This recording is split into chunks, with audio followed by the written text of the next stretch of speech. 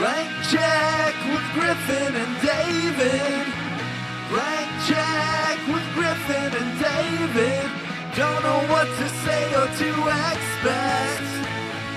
All you need to know is that the name of the show is Blank Check. They say people don't believe in podcasts anymore. Well, damn them. You and me, Max, we're going to give them back their podcasts. Now, here's what I want to ask you right away. How bad is your Australian accent? How can it be so bad? It's fine. I worked on it a lot. It's fine. Your accent's fine. Yeah. Question you're going to ask me. I'm clinking glass. The unrated extended edition of Big Mama's : Like Father, Like Son. Sure, the third film in the franchise. What do you think the subtitle was for the unrated edition?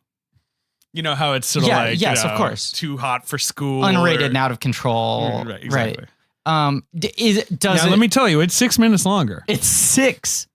A gentleman 6 minutes longer, and they're 6 rowdy minutes. They're rowdy. Okay, I have to assume it's some play on the word dress. You're wrong. Really? Think stupider. Is it size? Is it size? No, but what's the name of the movie? Bigger? Yeah, but the other word? Mama? So can you do something with that? Here we go. Mom rated? It's the Motherload edition. I think that's bad. I think all the other things I guessed are funnier. I agree with you, but I think with that one they decided to not take the let's go with the funniest option a lot of the times. I think like undressed and unrated is. Yeah, here's the thing. Apparently it mostly just adds a dance sequence. Like it claims it's unrated, but it doesn't actually add offensive material. They just add deleted scenes that are like... You can add anything and say it's unrated. Like, it's unrated because you didn't submit it to the MPAA. And so they can be like, oh, it's out of control. And like what's out of control is that their editor was not there. I don't, Anyway. It's out of control. This sequence is very self-indulgent in its current shape. Exactly. Anyway, can you tell me the final domestic gross that Big Mama's like? You know what? Actually, let's do the box office game for Big Mama's : Like Father, Like Son, because we don't have one for Mad Max. We don't. Guys, we were talking about Martin Lawrence's career. David and I got in 2 fights. Over the quality of Bad Boys, which is Bad Boys not 1 a very good movie. Right. I think Bad Boys 2 and 3 are both better, but I think Bad Boys 1 is good. I also think that Martin Lawrence is entering a new era, and you dismiss that immediately. Yeah, I'm more just like, no, I think he'll be in Bad Boys movies, and otherwise we'll relax. But it'd be hanging out. My point was, he hasn't done good work in a long time. Until the last 12 months, he's done You're 2 good films, the combo 2 really of good him performances. And Beach Bum and Bad Boys is the beginning of something, whereas I'm like, total aberration. It's like when Brady Anderson hit all those home runs that 1 year. This is why I don't think it's an aberration. And these are going to be boiling hot takes by the time this episode comes out. Right? Put on gloves. We're recording this on Martin Luther King Day. Bad Boys for Life is ripping up the box office, right? It is. One of the classic, it overperformed studio estimates. Yes. And I saw it Friday night in Times Square, and it played like fucking Cheap Trick at Budokan. Yeah, people were losing their fucking minds. And I texted you, and I said, the only thing I can equate this to was going to see Fast & Furious opening weekend, where it felt like this movie was like obviously that's what Will Smith is glomming off of. Yeah, when you see it... Not only that, Deadline actually reported that like he had a hand in the script and he was like, let's do a Fast and Furious type thing. Everything about it is so Fast and Furious where it's like, it is so in conversation. It was written by Dominic Toretto. It was written by Dominic Toretto. Dominic Toretto, WGA. Vroom, vroom. But it so much is in that vein. There's an end credit stinger that is totally ripped from like Fast 5. Yeah. It's totally in that mode, and it's the thing I realized watching this in theaters, which I felt watching Ampersand, was like, oh, I didn't realize to how many people this movie is like a classic. Because they were responding to it as if it was like The Force Awakens. And Ampersand is where I got into Fast and Furious, and it was almost because I was like, oh, I didn't realize I cared about these previous movies. Felt the same way watching Bad Boys for Life. Very effective film. But the point I was going to make is everyone was taken back by how good Martin Lawrence was in Beach Bum. And I think part of that was, oh, this is him in a totally different gear. Right? You're used to like the manic motor mouth, really like sort of anxious Martin Lawrence, and the chilled out sort of like more at peace with himself Martin Lawrence. That was the bit of the movie, though, I will say. The bit being it's like weirdo people kind of doing almost cameo like characters. Totally. Right. You know what I mean? Right. So like, that I view, I go, he's great in this, but maybe that's an aberration. yeah. But then I see Bad Boys for Life where they've sort of retrofitted the movie around the fact that Martin Lawrence isn't who Martin Lawrence was in the 90s. And rather than what I was worried about, where it's just going to be like, oh, fuck, it's old Martin Lawrence not keeping up with his old game. Right. Instead, it's new Martin Lawrence in a similar vein as Beach Bum. And I'm like, I kind of like this I mean, I haven't relaxed seen it yet. Martin. So if you rewind Bad Boys 2, he also is like that. But I think Bad Boys 2, you're like, maybe he's lost his fastball. I think you're No, watching this and you're like, no, Martin's playing golf now. Like, that's my analogy. All right. He can't pitch anymore. Great way to start a new miniseries. Well, and before we move on, Boom! I just think that if he doesn't want to maybe do movies, I'd be cool with bringing Martin back. The show. The show. Oh, the show? 'Cause the show was so good. I mean, it was. but Unite the gang. Especially the cast member who sued him for sexual yeah, I harassment. was Never about to wants to say, work with him ever we again. might have to leave that in the past as Martin Lawrence has decided to do. Oh, right. Old Martin let the past die, Lawrence. I mean, Gina Arnold is doing great. Yeah. Yeah. I mean, I don't know. Anyway. Maybe bring it back as an audio drama. Anyway.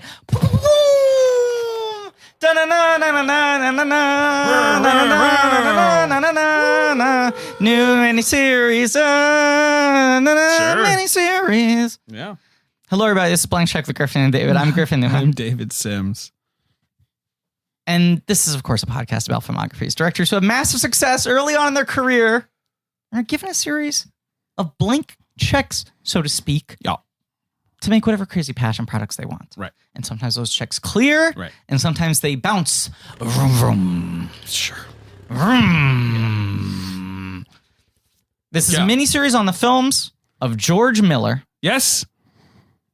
Mad Pod Fury Cast. That's what we're going for. Done. Yes. You don't get to weigh in on this You one. don't, because we're keeping this one a secret from you. My I guess. my pause wasn't trying to remember that. What I was trying to remember is I think George Miller has been given some sort of order by the Australian government. Oh, I'm sure forgetting he what has. the letters are. He is an AO, He's which an is the AO. Order of Australia. Is that the like being knighted? kind Yeah, of, it's or their like the version of OBE, which is like, you know, not for full knighting, but like you've done a pretty good job. Okay. Yeah. Yeah. You know, so he's gotten sort of the similar governmental recognition of his artistic It's like contribution. an It's weird. OBE, Isn't yes. Australia kind of like still like related to the United Kingdom in some way? We have the same monarch. The Queen is the Queen of Australia. What do you mean we? How did I actually walk into that? For how much you hate this bit, it is incredible how dumb you are. And I think you're an dare incredibly you. intelligent man. How dare you. I think you are an incredibly intelligent, both in terms of knowledge, thank you. emotional Very intelligence. nice of Really you to smart say, guy. yeah. But you always just fucking lob it up for us like a slip and slide. You lay it out, you hose It's it an down. inherent part of my fucking existence. But I you can't hide You it. could not have worded that better for us. Australia has the same monarch, the Queen. Queen Elizabeth is also the Queen of Australia. Obviously, Australia once belonged to the thankfully mostly defunct British Empire. And it is a prison. it was island. used as a prison It was a colony. prison island. Oh, but I mean, of course, before then it was a land unconquered with its own peoples who lived happily or lived their lives before we arrived and were like, I'm getting a good prison vibe from this old island. Maybe Now- we could put some prisoners here. Quick question. What do you mean we? I grew up in England. And I'm a British citizen.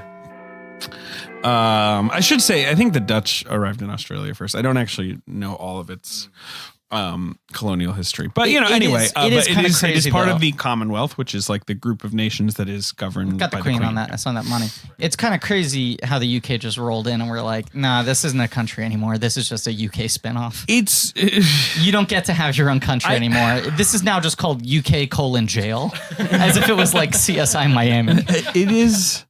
How terrible. Well, How also terrible like people Australia, are. you know, it's like Terra Australis, which means in Latin like southern land.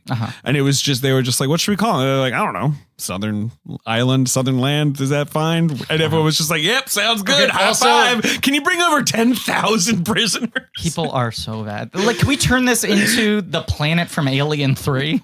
It's very strange to think about it, that it was just like, well, it's so far away Yeah. they won't be able to come back because it's so fucking far away.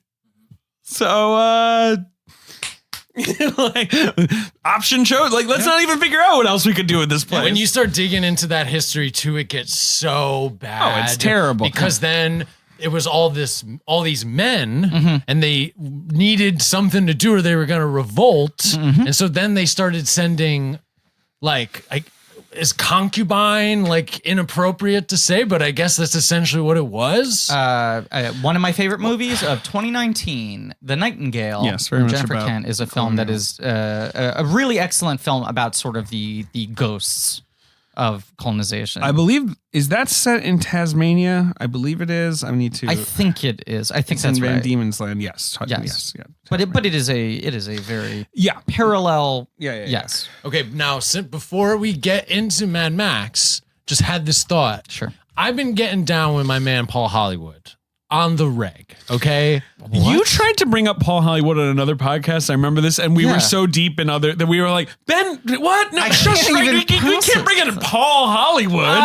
But he's not Australian, so no, I know. But so I'm watching. We should mention that we're on home turf right now. Oh, right. We are at Small Fine, which is Ben's apartment. Of course, David has moved. He now lives in Little Nicer, which is smaller than Big Nice, but a little nicer. You haven't officially dubbed it that yet, but that is the on deck title, at least. Like, that's the sort of. I'm waiting for confirmation when I see it with my own eyes.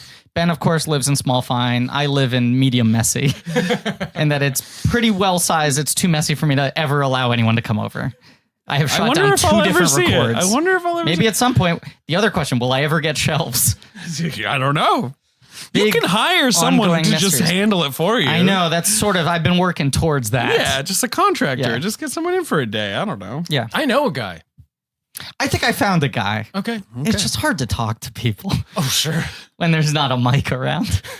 And it's not about movies. Maybe I have to structure it as a podcast, and then I can get the That measurements. is a fucking genius idea, Griffin. Yeah. You should start a podcast where you just have to accomplish like Basic life tasks, but you make the episodes about I it. have a guest on. I'm like, so how does one build shelves? And then the end of the And episode they're like, is you them. need to find a stud. Right. You know, like, It's it's them got- with How do you find out if you're healthy or not? Right. And then you just go to Right. the doctors. No, my guest would be a doctor. They would make a house call. That's the thing. I do it from home. I book guests and ask them, so how do you do this in your profession? And then they just fix me. Okay. So Okay, Paul Paul Hollywood, Hollywood. been watching the a very hell out of focused some episode, British yeah. Bake Off. Great show. They've got so many weird words and like where I'm literally just like, they just said a string of sounds that I don't know what they're saying. Wait a second. What do you mean they? Well, you know, like You didn't Brits, grow up in like Britain? the people across the pond, if you will. Oh boy, I can't even relate. I know, I can't either. I don't What know do you think who they look like? I mean, different. If I saw one, I would know it immediately. Yeah, I know. I feel like I would sense, or maybe I don't know. Would they smell? I don't know. think All right. they Anyway, what's your point about Paul I Hollywood? do think though that Australians beat them with weird words. Oh, Like, sure. Just for They've got- example, yeah, they've got and a- this is my favorite. Yeah. Little kangaroos are called joeys. Yeah. Yes. See, I know Named that. after Matt LeBlanc. I've known that Yeah, since I was a little kid yeah. because my brother's name Talk is about Joey. spin-offs. That's why they called them that. did it. Because they were like, kangaroo spun off another kangaroo, didn't it? What do we call that? And they're like, best spin off We're of all gonna time, get Joey, ain't canceled it? in Australia, if nothing else. Got a fascinating country. Would love to visit it. Yeah. Wish it was like a slightly shorter flight. That's always been my hang up. It's a long ass flight. I bid twice. Yeah, well, congratulations. Where have you been? I went You've told me this. I went once for Tick Press. Right. Jesus. That's which was crazy. Exhausting. No shit. Um, But you were only there for like 48 hours or whatever, right? Like you were out of there pretty fast. Well, I mean, the bummer is I was like, it was the end of the press tour. yeah. And I was like, I think went from LA to London to Australia. There's no way you did that. No, That's I way did too London long. to Yeah. LA to Yeah. Australia. Yeah. So it was New York. Right. That's Right. the LA is from where you can get to Australia. Yeah. But I was filming something else in Steve Coogan's Hot Air. Hey. Massively successful. It's coming out this year, I believe. It came out a year ago. No one who noticed. All right. But was filming that, then went to London, Mm-hmm. then went to LA, then did press there, London press, Australian press. And I was like, if this is the last thing, can I please, can you make my return flight later and can you give me 2 extra nights in a hotel so I actually can enjoy Australia. Yeah. And I was so wiped that I barely. Right. I wandered around a little bit. Anyway, and then one of my best friends in middle school moved to Australia. Right. Yeah, you told me that. And I went to visit him when I was in high school. It's a very long flight. Very long. It's the longest flight you can do, LA to Sydney. It feels so exotic. Like, I really do want to go. That's a place I'm dying to go, Australia. I like it a lot. Yeah. I think it's really cool. David, you in college studied Australian film, not exclusively. No, my friend. No. You remember basically correctly, but it was New Zealand film. It was an even more niche brand of cinema. I studied it because I had a crush on someone who was taking it. Humble brag. Yeah, I've talked about it on the podcast. We had to bleep her name because her name is so funny. Oh, right. If you want to do it again, we can, but we say don't it again? Yeah, do it.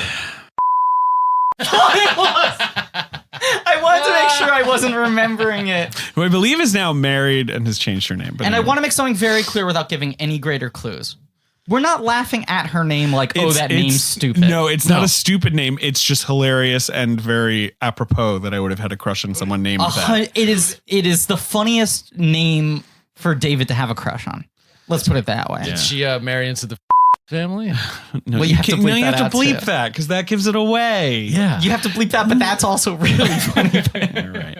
Enough. Anyway, so I took a New Zealand cinema class, which was great. Because this would come up in film trivia a lot. You would get a lot of obscure Right. sort of exploitation New Zealand-based films. Right, but that was we did not actually study any Australian, but of course they are related and they do have similar genre. You know, like obviously the sort of Western influence on both. The kind of open prairies of Australia makes sense. You know, New Zealand also made a lot of road movies and stuff like that. A lot of hobbits, obviously. But no, we did not study Australian film, which is a little more robust. There's more of it, I feel like. Sure. I mean, New Zealand made a lot of great movies for such a small country. Yes. Population size. But Australia's produced a lot of Well, filmmakers. a lot of great actors, and A lot of of great course, actors. plenty of filmmakers. But a lot of, especially in the 80s and 90s, a lot of Australian filmmakers coming to Hollywood and making big careers, including Philip Noyce, who was somewhat of a Miller, not protege. Philip Noyce, But worked with Baz Miller a lot. Luhrmann, Yes. Peter Weir. Yes. These are all guys working at the same time. Well, Luhrmann's a little later, using the same talent. Like there. It's a whole little universe. Who else am I? Am I forgetting someone obvious? Those are the ones that immediately come. Those to are the mind. immediates. Because there's a lot of other, like, isn't PJ Hogan, Muriel's Wedding obviously was a big Australian Is Jane hit. Campion New Zealand or is she Yeah, PJ Hogan. No, Jane Campion's New Zealand. She's crown that's jewel what I of New thought. Okay, Zealand. right. Yeah. Obviously we studied her in my New Zealand cinema class. And then of course you have, we can't forget, Paul Hogan. Bruce Beresford. That's another one. He made like Breaker Morant and Tender Mercies and Driving Miss Daisy and movies like that. There's so many. Gillian Armstrong. Yes. Director, the original, not the original, but the 90s. The 90s Little Women. Yeah. So there's that. There's those types. Yes. And then there's the Ozploitation type. The Cars That Ate Paris. Like the movies like that. These like, which George Miller comes out of. But then you got this guy who kind of bridges the two. He is the two. Yeah. You have this guy, this one sort of very anomalous filmmaker in many ways. Right.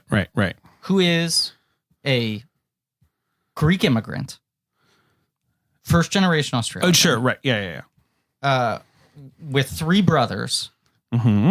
I think maybe all four of them go to medical school.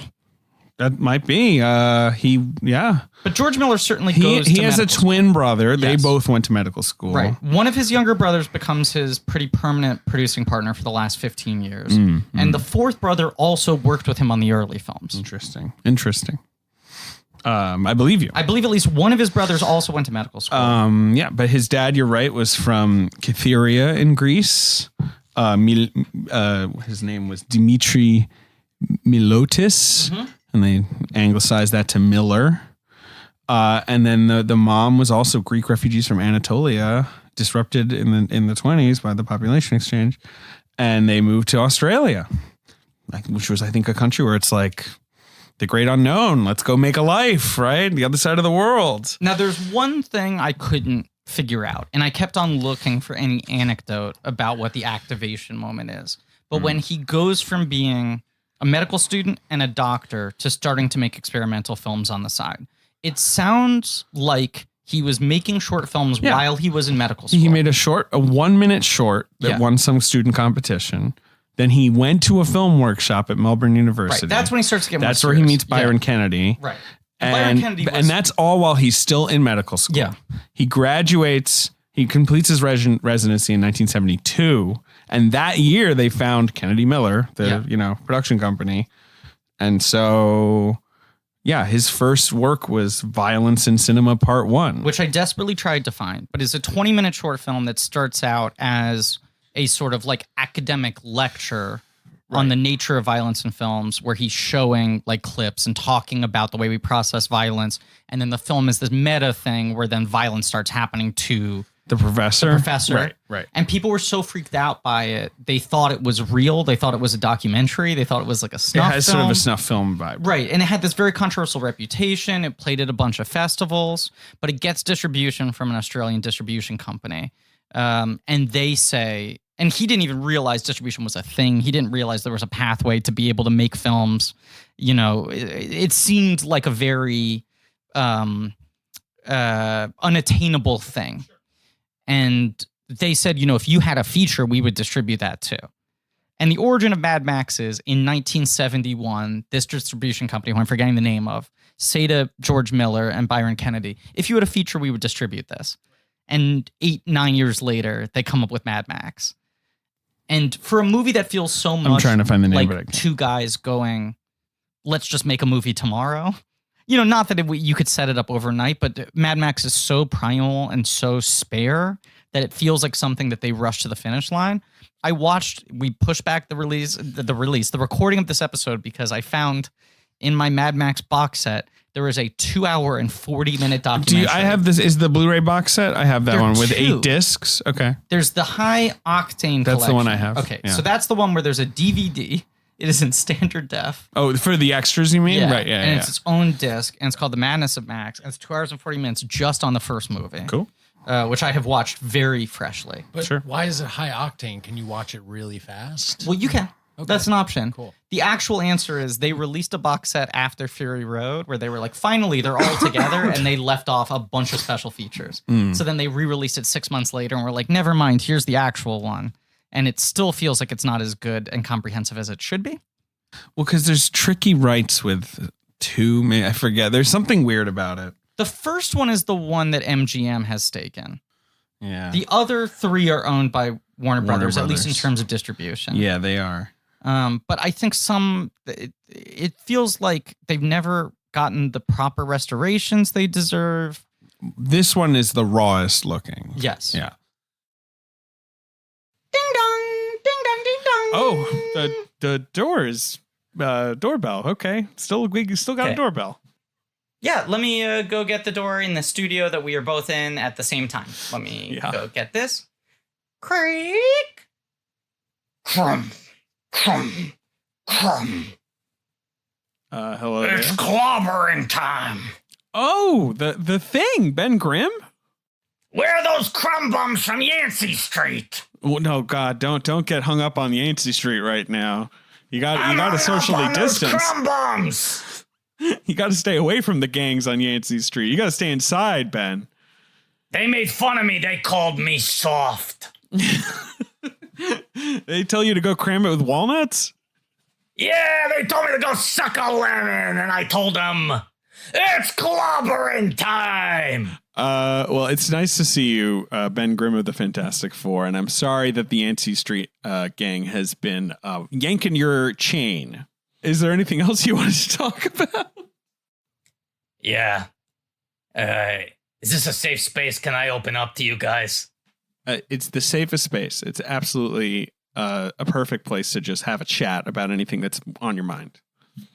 Is it okay if I smoke in here? Sure. Why not?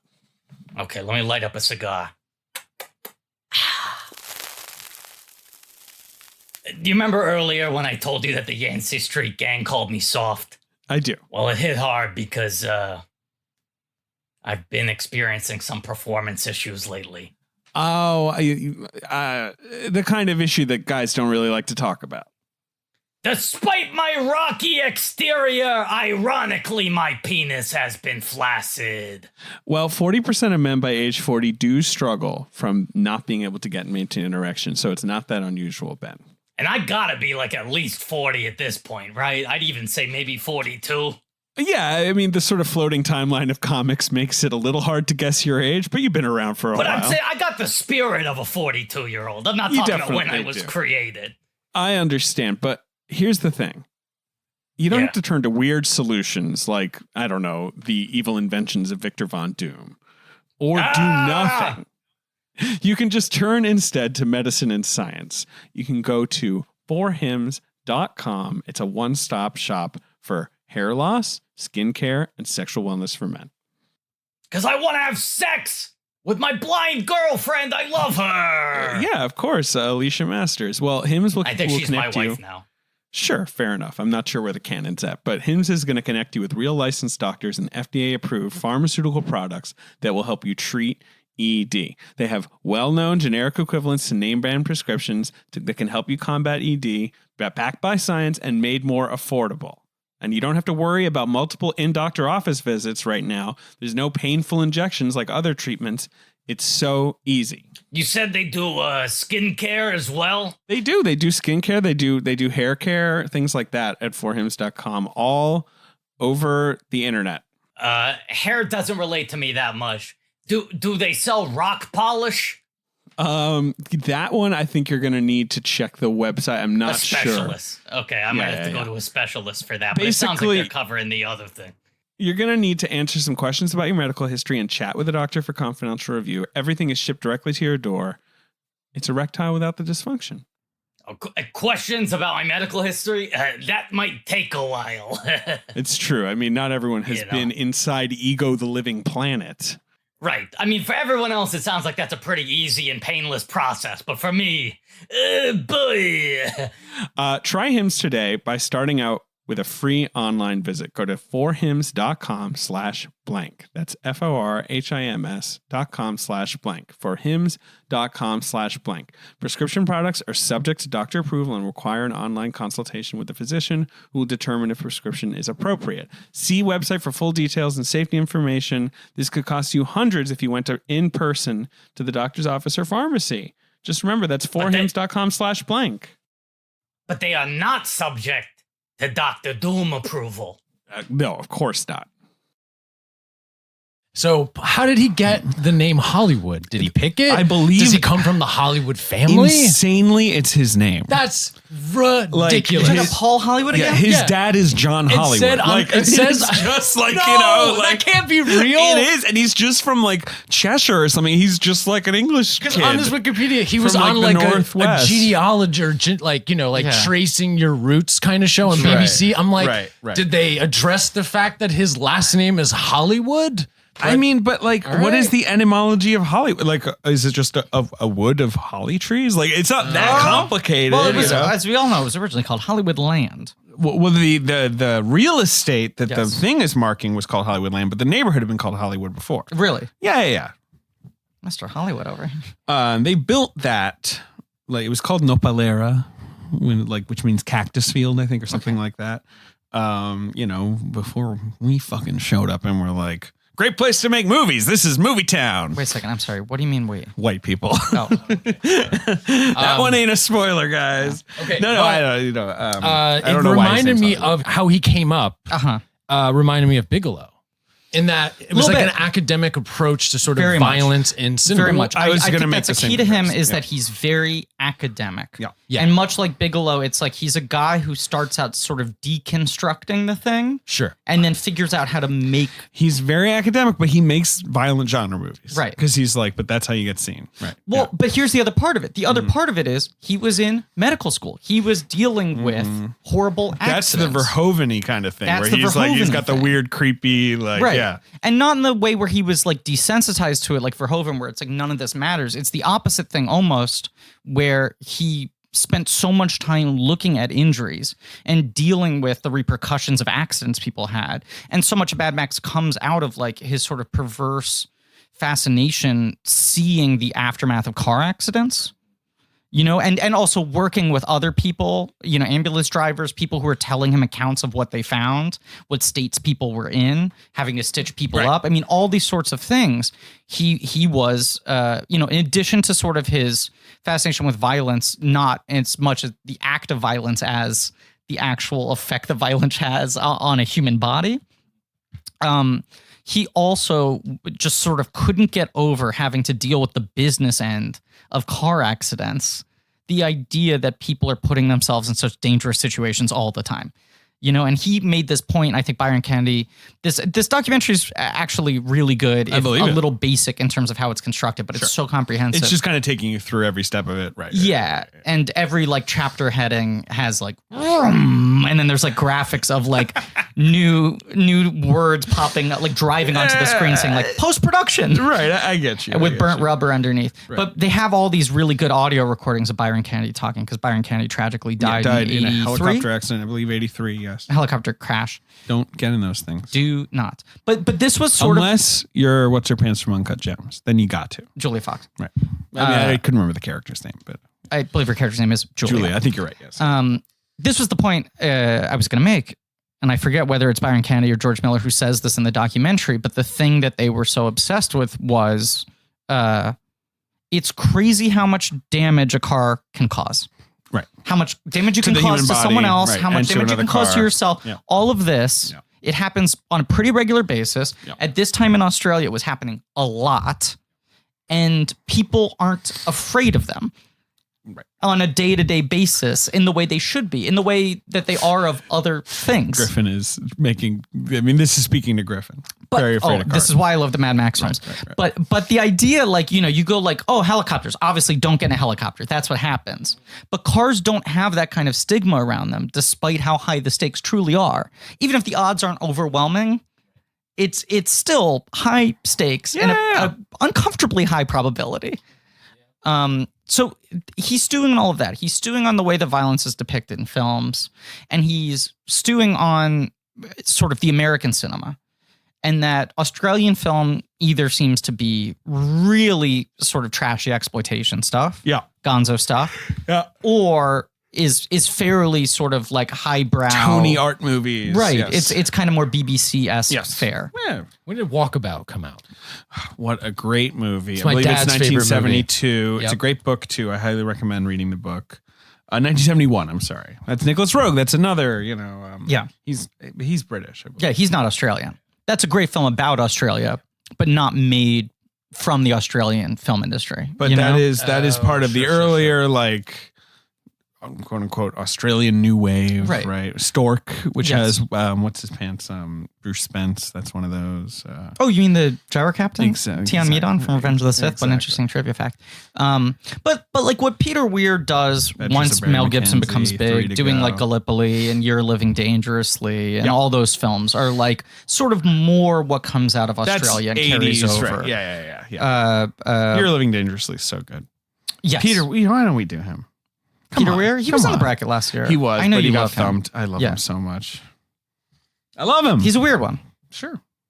He's a weird one. Mr. Weir. I don't know what I'm doing. So, George Miller's like stewing on all of this, right? They do this short film. It gets interest. They're told they could get distribution if they made a feature. He sits down with the guy who's his co-writer on this film. I forget his name. If you have it in front of you. Oh, on this film? Yeah, James McCausland. Right. Who was a buddy of his who was not a film student, who was an American expat living in Australia. But that was the guy who he liked talking about movies with. He was pretty much a drinking buddy. I forget what he did for an occupation, but it was totally outside of everything. And he said, I want to make a movie. Like, I'm going to sit down with the guy who I like talking about movies with, and let's talk about what we like about movies. And so they sit down and just have that talk, much like every conversation that we've ever had. Right. And they're just breaking down elements of what they like. And they talk about the thing that I feel like at this point in time hadn't been sort of identified that clearly. Okay. Years later, Spielberg would own this and say that this was his design, but that he was trying to make movies that were only the good bits. You know?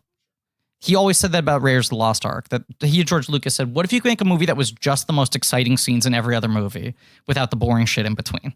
And now, of course, when you watch Raiders of the Lost Ark, it plays like fucking Satan Tango, where you're like, this is so slow and ruminative. Right. And you also feel like the destructive force of other movies taking that lesson in the wrong direction. Right. I mean, because that's the difference is someone like George Miller or Steven Spielberg, even if they go, I'm only going to do the exciting parts, have too much storytelling integrity in their bones that they can't make something totally devoid. They do. Although I will say, like Mad Max, you watch that and then you see Mad Max, you see The Road Warrior number 2. You are like, oh, I see where he's just like, great. Let's pare even further down. Totally. Let's communicate character very simply. Like, right. Like how economical can we get this? Yes. But so he sits down with this guy. They're coming up with that. He's talking about the sort of like, car anxiety. Yeah. And the original pitch for the film was it was going to be a present day movie about a journalist.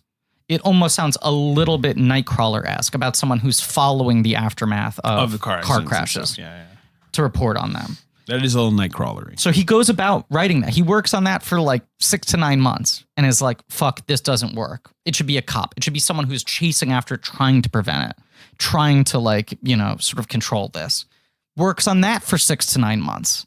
Is like, it feels weird. It's too overcranked. It feels too exaggerated for me to do the things visually I want to do. And then he goes, I can't set it present day.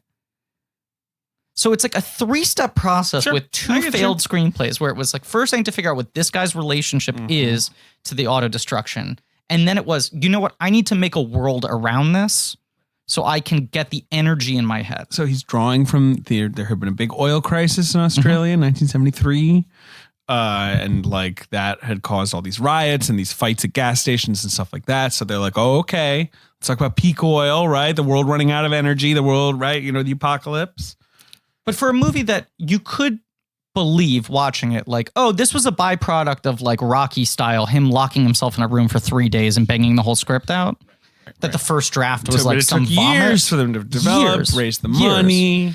The film is entirely independently financed. They went to the Victorian Film Board at first. And there was like, they as Miller says, they were just making arty movies and this wasn't their kind of movie. Absolutely not. So what Miller and Kennedy start doing after years of failing to get this up anywhere is they start going to a lot of their doctor buddies.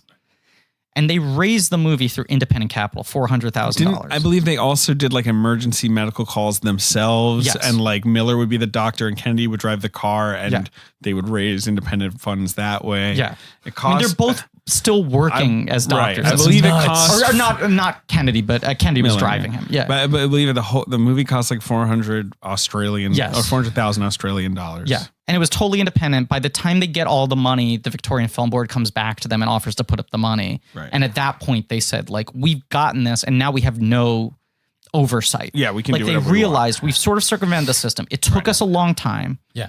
But now no one's going to give us any notes. We're not going to have anyone trying to censor us. We feel an enormous responsibility to make back the money that we've taken from people. No, of course. Yeah. But that's the only impetus. And so we want to have something that's going to play, and we want a thing that can cross over in a way that Australian films usually do not.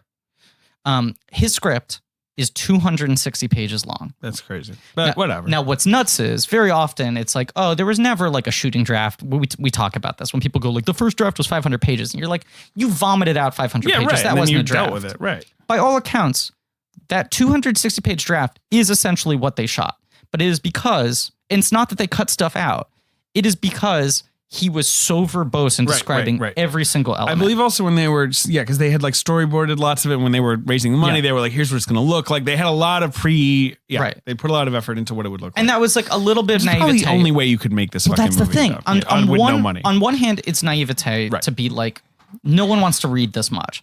But on the other hand, the thing is so sparse and primal, and the tone and the energy of what he's trying to do is so bizarre and is so unprecedented at this point that especially to friends of his who aren't in the industry who he's taking money from, they were like, you read this thing and there was clearly something in it. Like there was a thing that he was able to convey in the way he wrote the script that you knew just no matter what happens in production, they can't beat this thing out of it. You know, there's some heart here. There's some weird vital organ.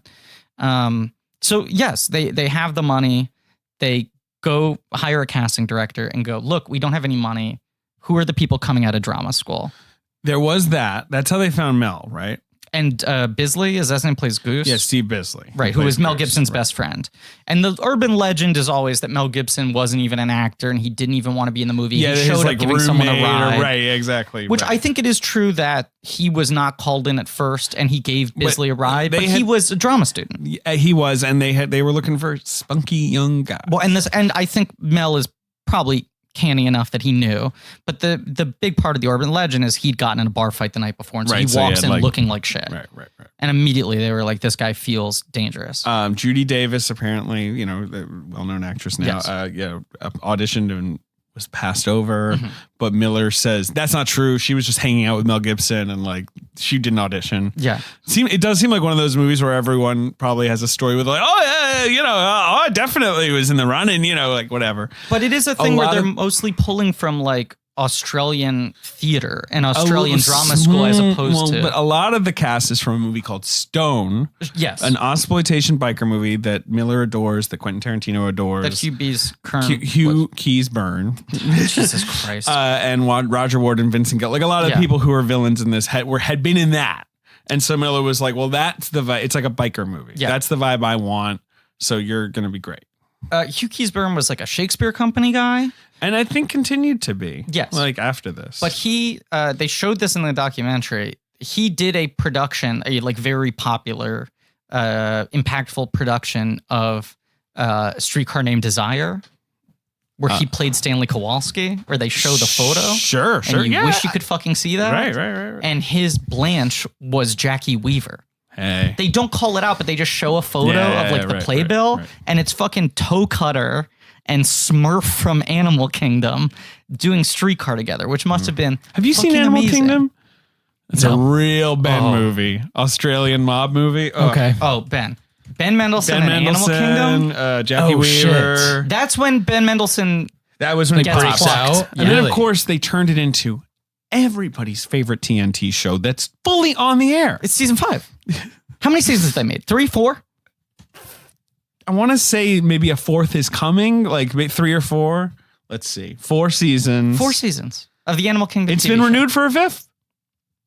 But it's one I rarely watch TNT, but when basketball playoffs or anytime, we watch TNT, they have basketball. Oh, right. And like, so anytime you watch that, they're just like, TNT's great lineup. For example, Animal Kingdom. This year, Dennis Leary's in it. I'm like, no, he's not. That's made up. You made it all up. It's all made up. Well, There's no such thing. It's one of those fucking things where like, I don't know if this is still the case, but when you're like, for 10 years. I'm not kidding. Ellen Barkin and Scott Speedman are the stars of it. No, they're not. I think she got nominated for a Gold Globe at some point. It's possible.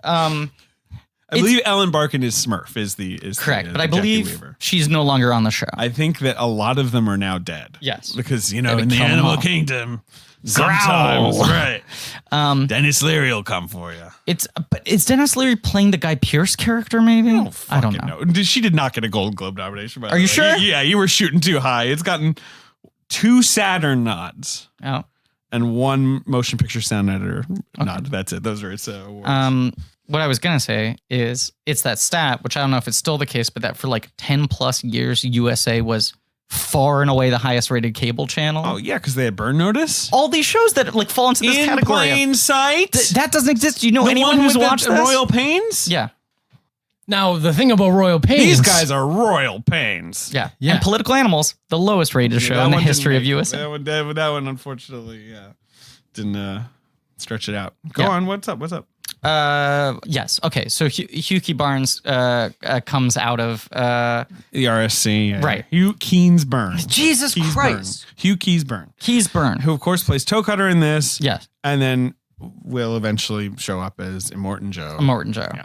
In Mad Max Fury Road. But was thought of as this sort of like Brando-esque, very imposing. That's his, right. He's husky. Right. He's got a face, you know. And he's unconventional. He's very behavioral. He's very organic. He's so good in this movie. I mean, so much of the shit he does in this movie is improvised physically or energy-wise. Right. The things Which that he's is doing, wild, how the he's stuff he intimidating does, people. Yeah. Another thing they talk about is that he was very big into the like with the biker boys with his gang being like we gotta like really be a gang. We gotta be like united. Sure. So this is a crazy thing they would do, which in retrospect maybe inspired Jared Leto in the wrong way. Right. they would cut their thumbs Okay. and then write letters for the other cast members with their own blood. Oh, okay. That's very Jared Leto and Suicide I just Squad. said! Yeah, that's crazy. So they like broke into like Mel Gibson's hotel room and like Is that where Mel Gibson learned to be a prankster?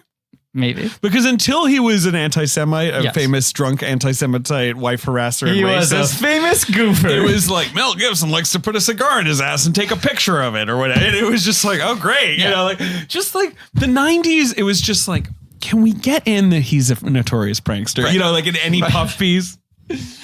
But that's the crazy thing is you watch this documentary and they're all talking about like, yeah, we were intense. We slept together. And we were cutting ourselves and doing all this stuff. And Mel was like, yeah, they were, they had a vibe going on. And then they cut to other crew people and they were like, Mel was terrified. He would come to us and complain all the time. Yeah, I believe it. He did not sanction their buffoonery. You're right. And he's like, they left me notes and stuff. They were like really in character. And they were like, Mel would call us. He was worried they were going to attack him on set. Oh my He wanted God. protection. The idea that these guys were freaking Mel Gibson out. Right. But this is when Mel Gibson's just a lovable prankster. You also wonder if he's like, oh, is this how you're supposed to behave on movie? So the plot of Mad Max. Let's get into it. Yeah. Because we've now done. I mean, they shot it guerrilla style or whatever, right? Like, there's all that legend where they were like, But a 3-month shoot, which is pretty fucking long for a movie like this. yeah. Although I believe it was partly because what's her name got injured. The original wife got injured, so they delayed them 2 weeks. Yeah. Well, so this is the timeline of that. For a movie that is all insane stunts, the biggest injury that happened 2 days before filming started, which was their stunt supervisor, who was also going to be their lead stunt man, and the woman they had hired to be Mad Max's wife. Yeah. Got in a motorcycle crash, leaving like pre-production. Oh man. Because that's another thing they talk about is like they were so like strapped and so much of the budget went to the vehicles for this movie Right. that all the motorcycles and the muscle cars were also being used as like transpo. Like they were like Byron Kennedy was like dropping off Right. crew members In- every in- night in the V8 Interceptor. Right. You know, like that's so the stunt guy gives the lead actress a ride home on a motorcycle and then there's like a freak accident and they spin out and they go into the office and George Miller as a doctor is immediately able to analyze them. And he's like, your leg is broken in like 6 places. Right. This is going to take like 3-4 months to fully recover. You're not going to be able to walk. And the other guy was wearing glasses. And when he crashed, they went into his face and his nose was lacerated. Like all this fucking shit. He had internal bleeding. So they freak out. They hire a new guy to be the temporary stunt guy. They hire a new actress. Joanne Samuel. He rejiggers the screenplay and also the scheduling Sure. around now, Yeah, you right. know, all that. Anyway, the first day shooting the first piece with the car and this new stunt driver, they get the shot. It's not great. And then when he asks him to reset, the guy backs off and dents the car. And George Miller just goes like, I can't do this. Yeah, right. I mean, Like he goes like, I'm in over my head. I clearly can't handle this. I'm so freaked out by the fact that this injury happened before we started filming. I shouldn't be making this movie. So they reach out to the guy whose name I forget, who directed BMX Bandits, I've seen that movie. who at this point is like an Australian The stalwart. young Nicole Kidman. Yes. BMX Bandits was directed by no, but he hadn't made it yet because BMX Bandits came out 4 Sure. years after. But it's this guy. Brian Trenchard Smith. Correct. Yes. Yeah. And George Miller and Kennedy met. And Who also made Leprechaun 3. Let's put some respect on his name. put some respect on his name. George Miller was like, I can't fucking do this. Let's hire him. He's an old pro. He's doing like Australian TV. Miller had never been on a proper film set before. And this is a guy who's like going to know how to handle it. He's done action stunt stuff, you know? There are a lot of like cop shows in Australia, which is mostly where they were pulling their crew from. And he's like, they'll feel comfortable with this guy. I'll stay on as a producer. I can't do this. And all the biker actors come to him and they're like, we're not doing the movie. Go with on, another Mike. guy. Come on now. Yeah. And so God, I'm after gonna get like so canceled. they're shut in down for Australia. a couple days. Yeah. But George Miller goes like, you know what, you're right. I have to do this. Yep. And he comes back and does it. The biggest entry still to date on any of the Mad Max movies happens in pre-production of the first one, which is pretty nuts. I don't know. The Duforier, though. How's he doing? Have we checked in on him? He's doing great. Okay, he's doing great. He's doing great. Are you kidding me? Terrific guy. Terrific guy. Cheeto, is she doing okay? Cheeto? Cheeto, she's one of the fucking... In which one? Wait, in Fury Road. Oh, really? Yeah. Shall I read the names of the ladies in Fury Road? We'll get to that eventually. Well, but should I read it right now, though? Cheeto? Capable, Cheeto, Toast, the Dag, and the Splendid, Agnerad. These are the other like. Those are the 5 women in Fury Road. Really? Yeah. You know, Capable, Cheeto. Is there one of them named Valkyrie? like No, that's the people they run. Oh, it. the It's Megan tribe. Gale. Yeah. Okay. technically, I've been in multiple gangs. I've just been thinking. Technically. What do you mean technically? What do you mean technically? Like gangs. my graffiti crew. You mean we bin? were kind of. What do you mean I've? You mean like IV? You're like a plant over here? It's just this weird New Jersey talk. What is this? Well, you know, You were in a graffiti crew that would tag your, whatever, congratulations or whatever your tag was all over the city. Yes. Yeah. And I had a group of friends and we would steal What would you steal? liquor from no. people's outdoor patio bars. We would deliver pizza, case the That's a real joint. Jersey vibe too. It's like my outdoor patio bar. Wait a second. Here in New Jersey, where it's always warm, except for 8 months out But of the you year. would find people that have like they're into grilling. They've got it at an outdoor bar yeah. situation. So you'd, We like, deliver swipe some pizza. booze. We steal that. I'm sorry. I have 15 follow-up questions. Were any of you employed as pizza delivery people? Yeah. You were. Okay, so the in was. It's not like you showed up with a pizza. Like, what if they just showed up with like DiGiorno? That was my question. Like, are you mugging a pizza delivery guy and stealing his route? no We're violent casing crime, the right? joint. What's that? no violent crimes were being committed. no. You're casing the joint like the beginning of Home Alone. Yeah. So you They work would at deliver pizza the places. pizza. You They would be deliver like, it. You scout it out. Those guys have one of those dumb bars. We could grab No, a I get half-empty that. bottle of I vodka. get that. My Yeah. question was, It's hard to come by vodka when you're in high school. Sure. I understand that. My question was, is there an additional grift? Yeah, no. Are they are they gainfully employed? Think about Ben as a teenager. Do you think there was grift upon grift? Or Possibly. No, the vibe is more like, hey, A to B. oh, yeah, right. But then you're like Yogi Bear style stealing liquor from windowsills. It is very quaint. Because then we would have to go and break and You weren't break and breaking and enter. We entering. weren't breaking and enter. Right. You knew that would elevate your crime. Yeah. Yes. So you would take it while From the you outdoor were. bars. It's outside. What do you mean outdoor bars? Well, this is what I was making fun of. You were Okay. so concerned with whether they were getting pizza It's like legitimately. a porch bar. It's like a The most insane deck Jersey bar. shit. I mean, what do you? Anyway, look. What's important is Yeah. Max Rockatansky. Well, no, there are a couple more things I want to say here, Okay. or maybe we can do it as we talk Yeah, about. come on. Okay. Let's get into the Okay. movie. Like, what else do Sure. you need to say? No, I just think a big part of it is that they had a long pre-production, that there was so much thought put into it, that he hires all these actors, and they really work for a while. I mean, not just the biker guys like spending time together, but the cops all spending time together and establishing vernacular. And George Miller is a very collaborative filmmaker. They talk a lot about that, like he and Kennedy were like complete partners, Right. and that Kennedy could have just as easily been the director and George Miller could have just as easily been the producer. It was kind of arbitrary that they landed in that way. And the first two films are such thorough collaborations between the two of them. And it really fucks up his career when not his career. It fucks him up emotionally and mentally when Kennedy dies. Yeah. Yeah. Well, no, you should talk about it. But we'll get to that. Post That's MX2, I believe. Yeah. that's Thunderdome. Yeah. Is the him grieving movie. But that he, the guys, there's the one guy in the biker gang who like only makes animal noises. Right. Yeah. And he had like His name is, he's credited as Ben Hosley in here. Ben plays 8 characters in this film, Nutty Professor style. Right. There's that every scene with the gang is just Ben 6 times superimposed. So they're all oneers. It's just Yeah. like, all right, mate, yeah, great. Hercules. But that character had like 3 or 4 lines in the script, and the actor went up to George Miller and was like, How about I just do noises? yeah, he was like, I could say 3 or 4 things and be the guy who doesn't say much, or I could be the animal noise guy. And George Miller was like, yeah, absolutely, great idea. This is what I like. He was very let's get much into a Mad Max. create an Yes. ecosystem, have people around That's him, and he talks a lot about that. So much of even the weird design elements of this one, because this movie still takes place in like half a That's what I recognizable want to get society. into. Yes. A lot of the weird design elements would be like actors showing up on the day and being like, I was in like my shed and I found this fencing helmet. Right.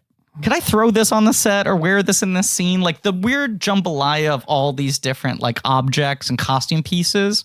A lot of it was brought in by the actors themselves or by crew members bringing things in and being like, this feels like it should be in a location, right? This feels like someone should wear this. David? Yep.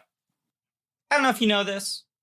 We recently celebrated our 5th anniversary. That's right. We made the 5. We made the 5. It was tough to do, but we did it. And, a time like this, you get nostalgic. You look back in the history of the show. You think about all the people who helped us get this far. And you know who I've been thinking about? Tell me. Our first ever sponsor on Blank That's Check, right. Mac Weldon. I remember reading this copy for the first time, barely knowing what I was doing. Brings a tear to my eye. We were but babes in the woods. And now we're babes pig in the cities. That's absolutely right. And we've still got Mac Weldon, friends of the show, with us. Still crazy after all these years. Yeah. They're still crazy after all these years. They're still making premium men's essentials that believe in smart design and premium fabrics. They have industry-leading underwear, sure, but they're much more than an underwear company. They've got a one-stop shop for men's basics of all kinds. Every year, Mac Weldon throws us a little bit of credit to buy some new products. And I'm still wearing the stuff from 3 years ago, but I'm also wearing the new stuff now. And I always, because Mac Weldon's famous for their underwear, right? They're famous for it. Incredible antimicrobial underwear. Right. They've got But the I always silver go, brand, all that great stuff. We all know it and we all love it and the stuff works. But I always go, get a couple other items. Test out some of their other items here. Oh, yeah. And I am always so thrilled with the results. I get a nice little sweatshirt. Yep. I get some Mac Weldon t-shirts. Every item I've gotten from them is great. Yeah, I got a sweatshirt, a hoodie from them that I really love. I bought a bathing suit one time. I have bought all kinds of Mac Weldon stuff. But they do have the naturally antimicrobial odor eliminating shirts and underwear. And they really do value loyal customers. So they've created the Weldon Blue loyalty program. And here's how that works. You create an account totally for free. You place an order for any amount. You never pay for shipping again. And once you purchase $200 worth of products, not only do you keep getting your free shipping, but you also start saving 20% on every order you make for the next year. And that gets you access to new products before they were even released to anyone else and free gifts added to future orders.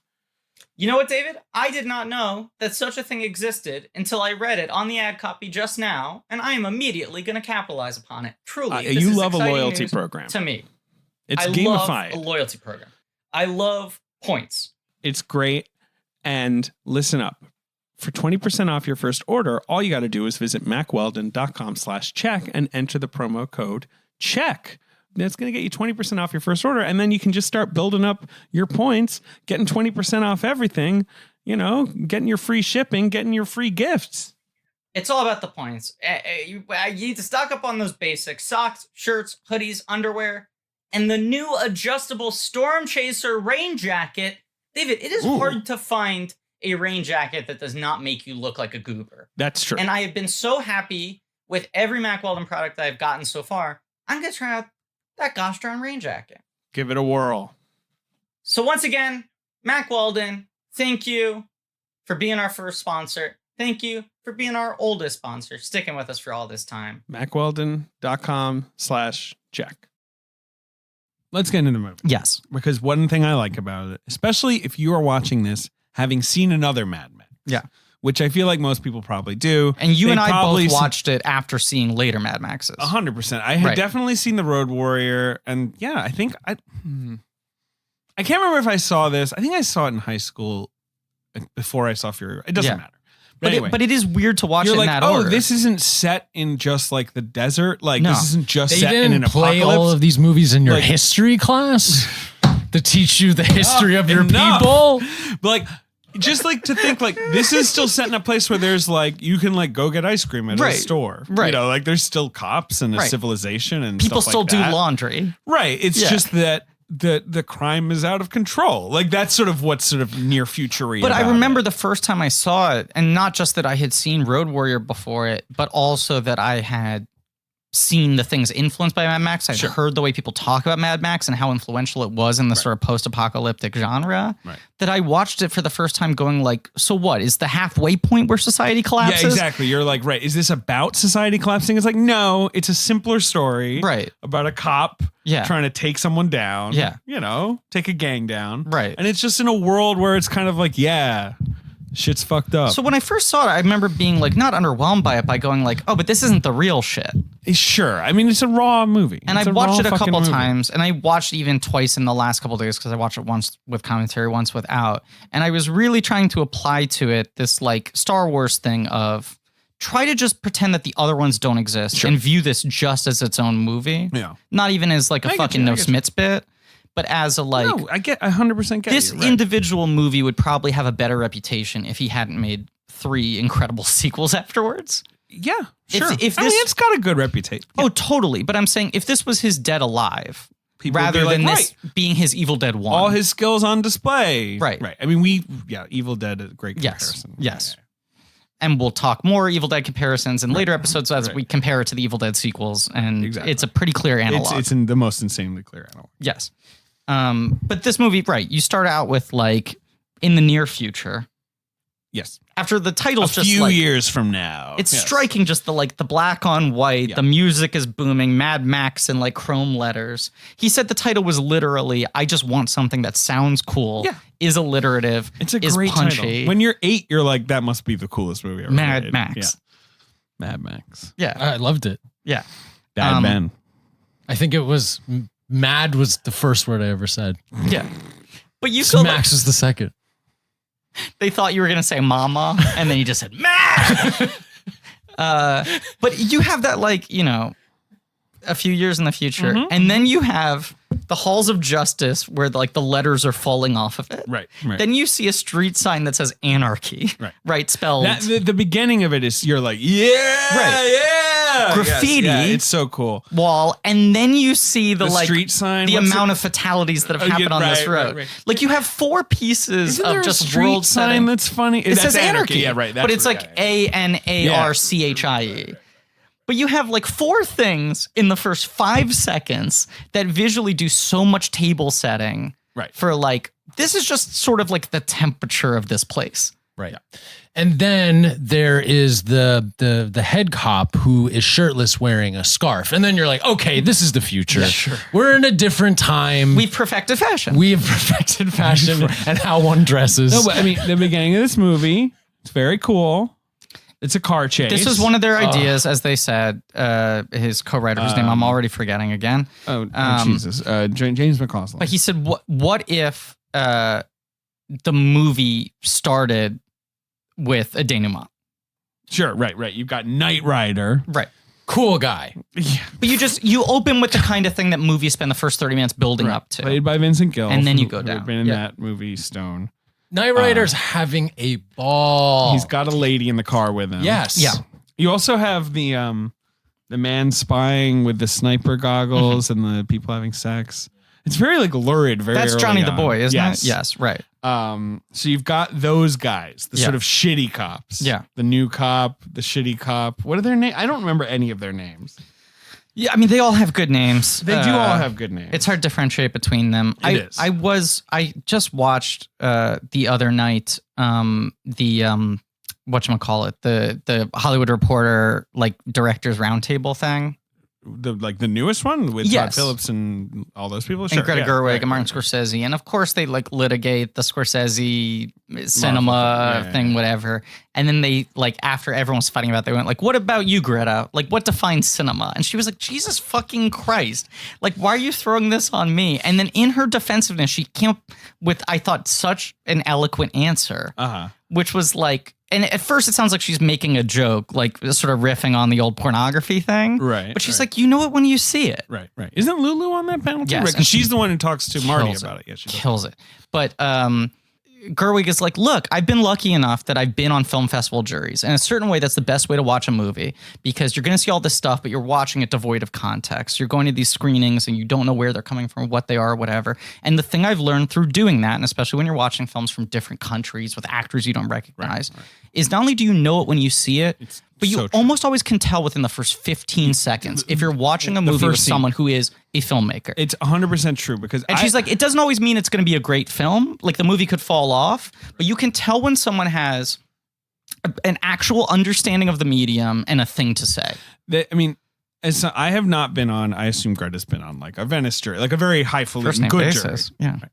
Yeah, first name. Yeah, me and Greta, we go way back. But like, I have done Gotham's juries many times, and other jury where you're like handed a pile of screeners of true indie movies, right? Like movies that are not, maybe some of them will never be released, right?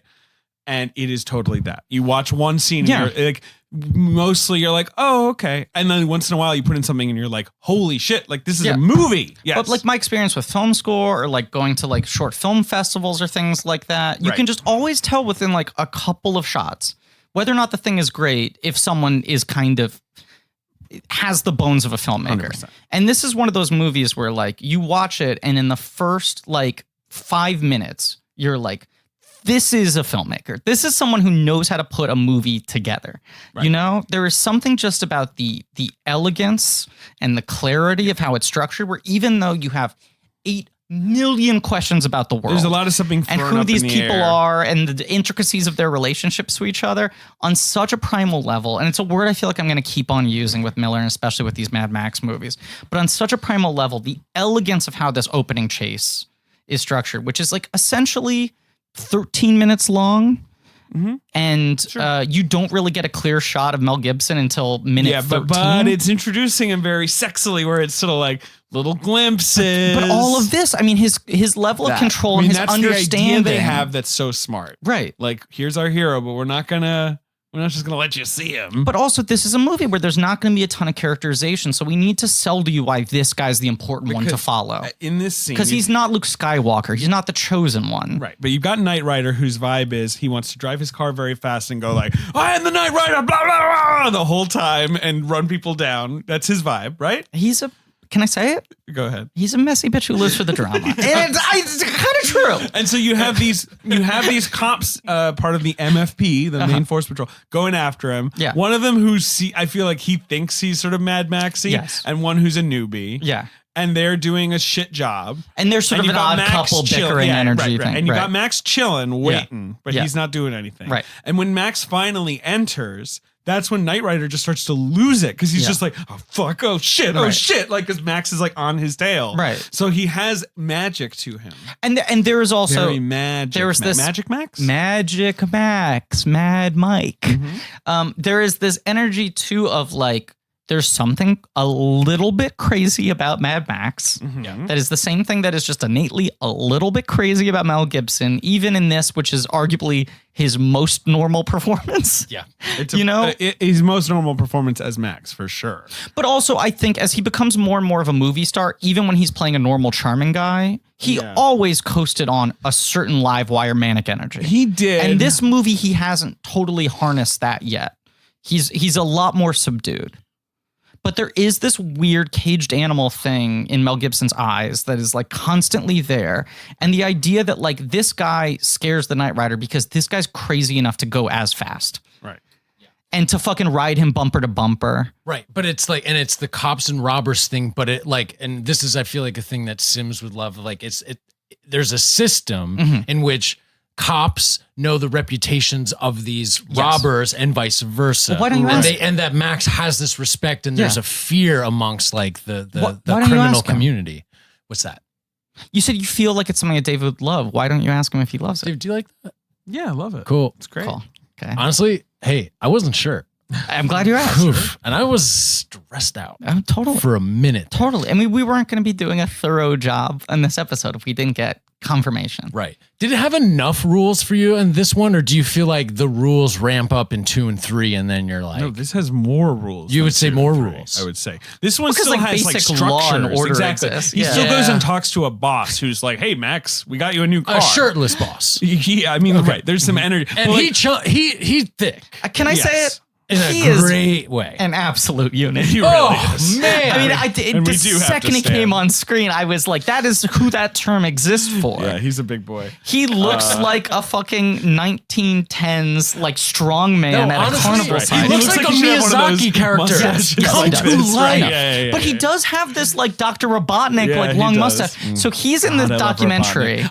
I'm excited to see Jim Carrey as Dr. Robotnik, but I do wish they had cast a thick king, which is sort of like his, computer look. Yes.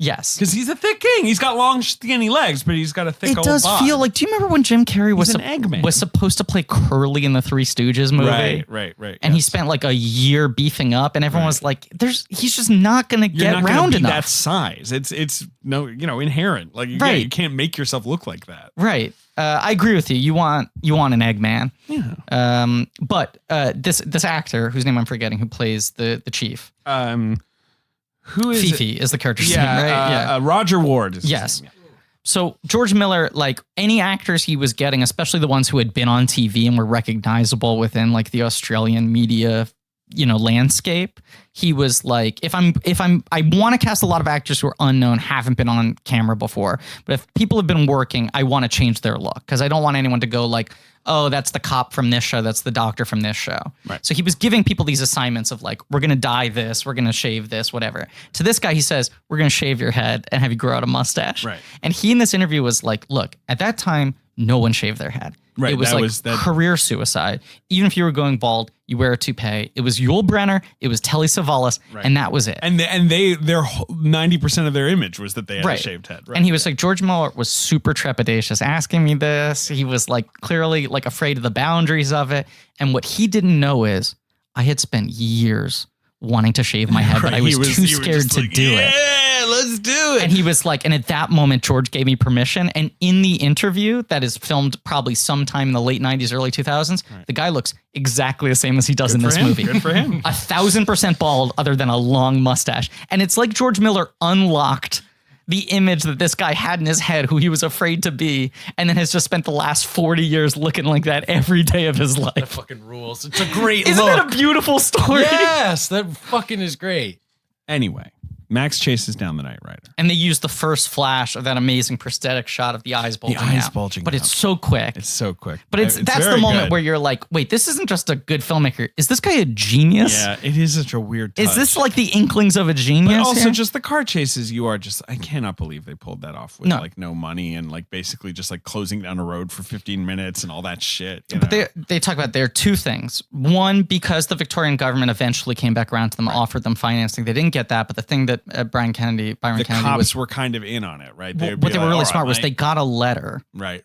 that said that the film had been approved Right. by. And so they're like, all right, close the road for you. So they call it the get out of jail free card. And there's a scene in the movie where Goose says that to someone. He gives them a get out of jail free card, which was like an inside joke. Yeah. Because Byron Kennedy had this one document that he would show to anyone anytime they got a question. It was like a guy named like Detective Stubbs or something gave him this thing. Right. And a lot of the crew people are like, in retrospect, I don't know that that was real. We never met that Doesn't detective. sound real. Right, It might have been forged. Kennedy's dead. We don't know. Yeah. But they used this one document to get out of everything. But the other thing is, all the crew was like, this guy's an idiot. He doesn't know what he's doing. He's so inexperienced. Sure. With George Miller, because he would do a crazy setup and just get a 2-second shot Right. and cut and move on really And they'd quickly. be like, that wasn't worth it. That was insane. Right. Yeah. Or you're not going to be able to use that. You can't Right. cut It's- together. yeah. That's you're going to cross the line here. That piece won't work with this piece. And it was this thing that he just like had it all in his head. In this opening chase, there's the moment where the kid runs out into the middle of the street, Yes. Which is incredible. and it's this incredibly And tense he's also moment. foreshadowing what's going to happen. Totally. With Sprague. But you watch it and you're like, oh fuck, and it feels like, is this going to be some toxic Avenger shit where you have to watch like the most gruesome thing ever? right. So you're like on board 100%. Right, And and you so you're bumping love your what fist you're and you're about just- to see. And But not- that's my janitor for my high school. Not only is the movie not that gruesome, that most of it's sort of suggestion. Yes. But I was watching it with the commentary, and it's like the DP and the art director and maybe the explosions guy all talking about that moment. And they're like, if you look at the 4 shots that comprise the kid almost getting hit by the car, the kid is never close to the car. Right. Like the way it was shot was in the safest way possible. They were not doing fucking donuts around a baby. Right. But you watch it and it feels like, I can't believe that car missed that kid. And it doesn't feel like, I can't believe they organized that well. Yeah. It feels like you feel like it's happening in real time and there's no way they're going to be able to avoid an accident. That the risk is so high. Ding dong. Ding dong, ding dong. Another doorbell. Okay, who we got? Creek. Hello. Hello. My Hello. name's Jerry. Jerry? Okay, nice to meet you, Jerry. I'm a nudist sock puppet. I see that you're a sock puppet. Can you explain what you mean by a nudist sock puppet? I'm just a hand. Of course. I'm Yes. just a hand. Yes, I'm you're trying just. to live my best life. But it turns out it's not socially acceptable to be naked in the workplace. That's true. It's not, and you need to sort of watch out for that. As you know, you don't want to make anyone uncomfortable. So, I'm are you trying looking? to make everyone uncomfortable, changing times. I understand it. But the problem is, every time I try to sock, it's so gosh darn uncomfortable. Well, Bombas is on a mission to change that. They have created the most comfortable socks in the history of feet. Okay? What? And listen up. Did you know? I know that you need a sock right now. And so you should get I yourself a need one. Bombas sock. But did you know that I'm socks a are lawyer. They keep on kicking me out of court. that's crazy that you have a law degree. Did you know that socks are the number 1 most requested clothing item in homeless shelters? What?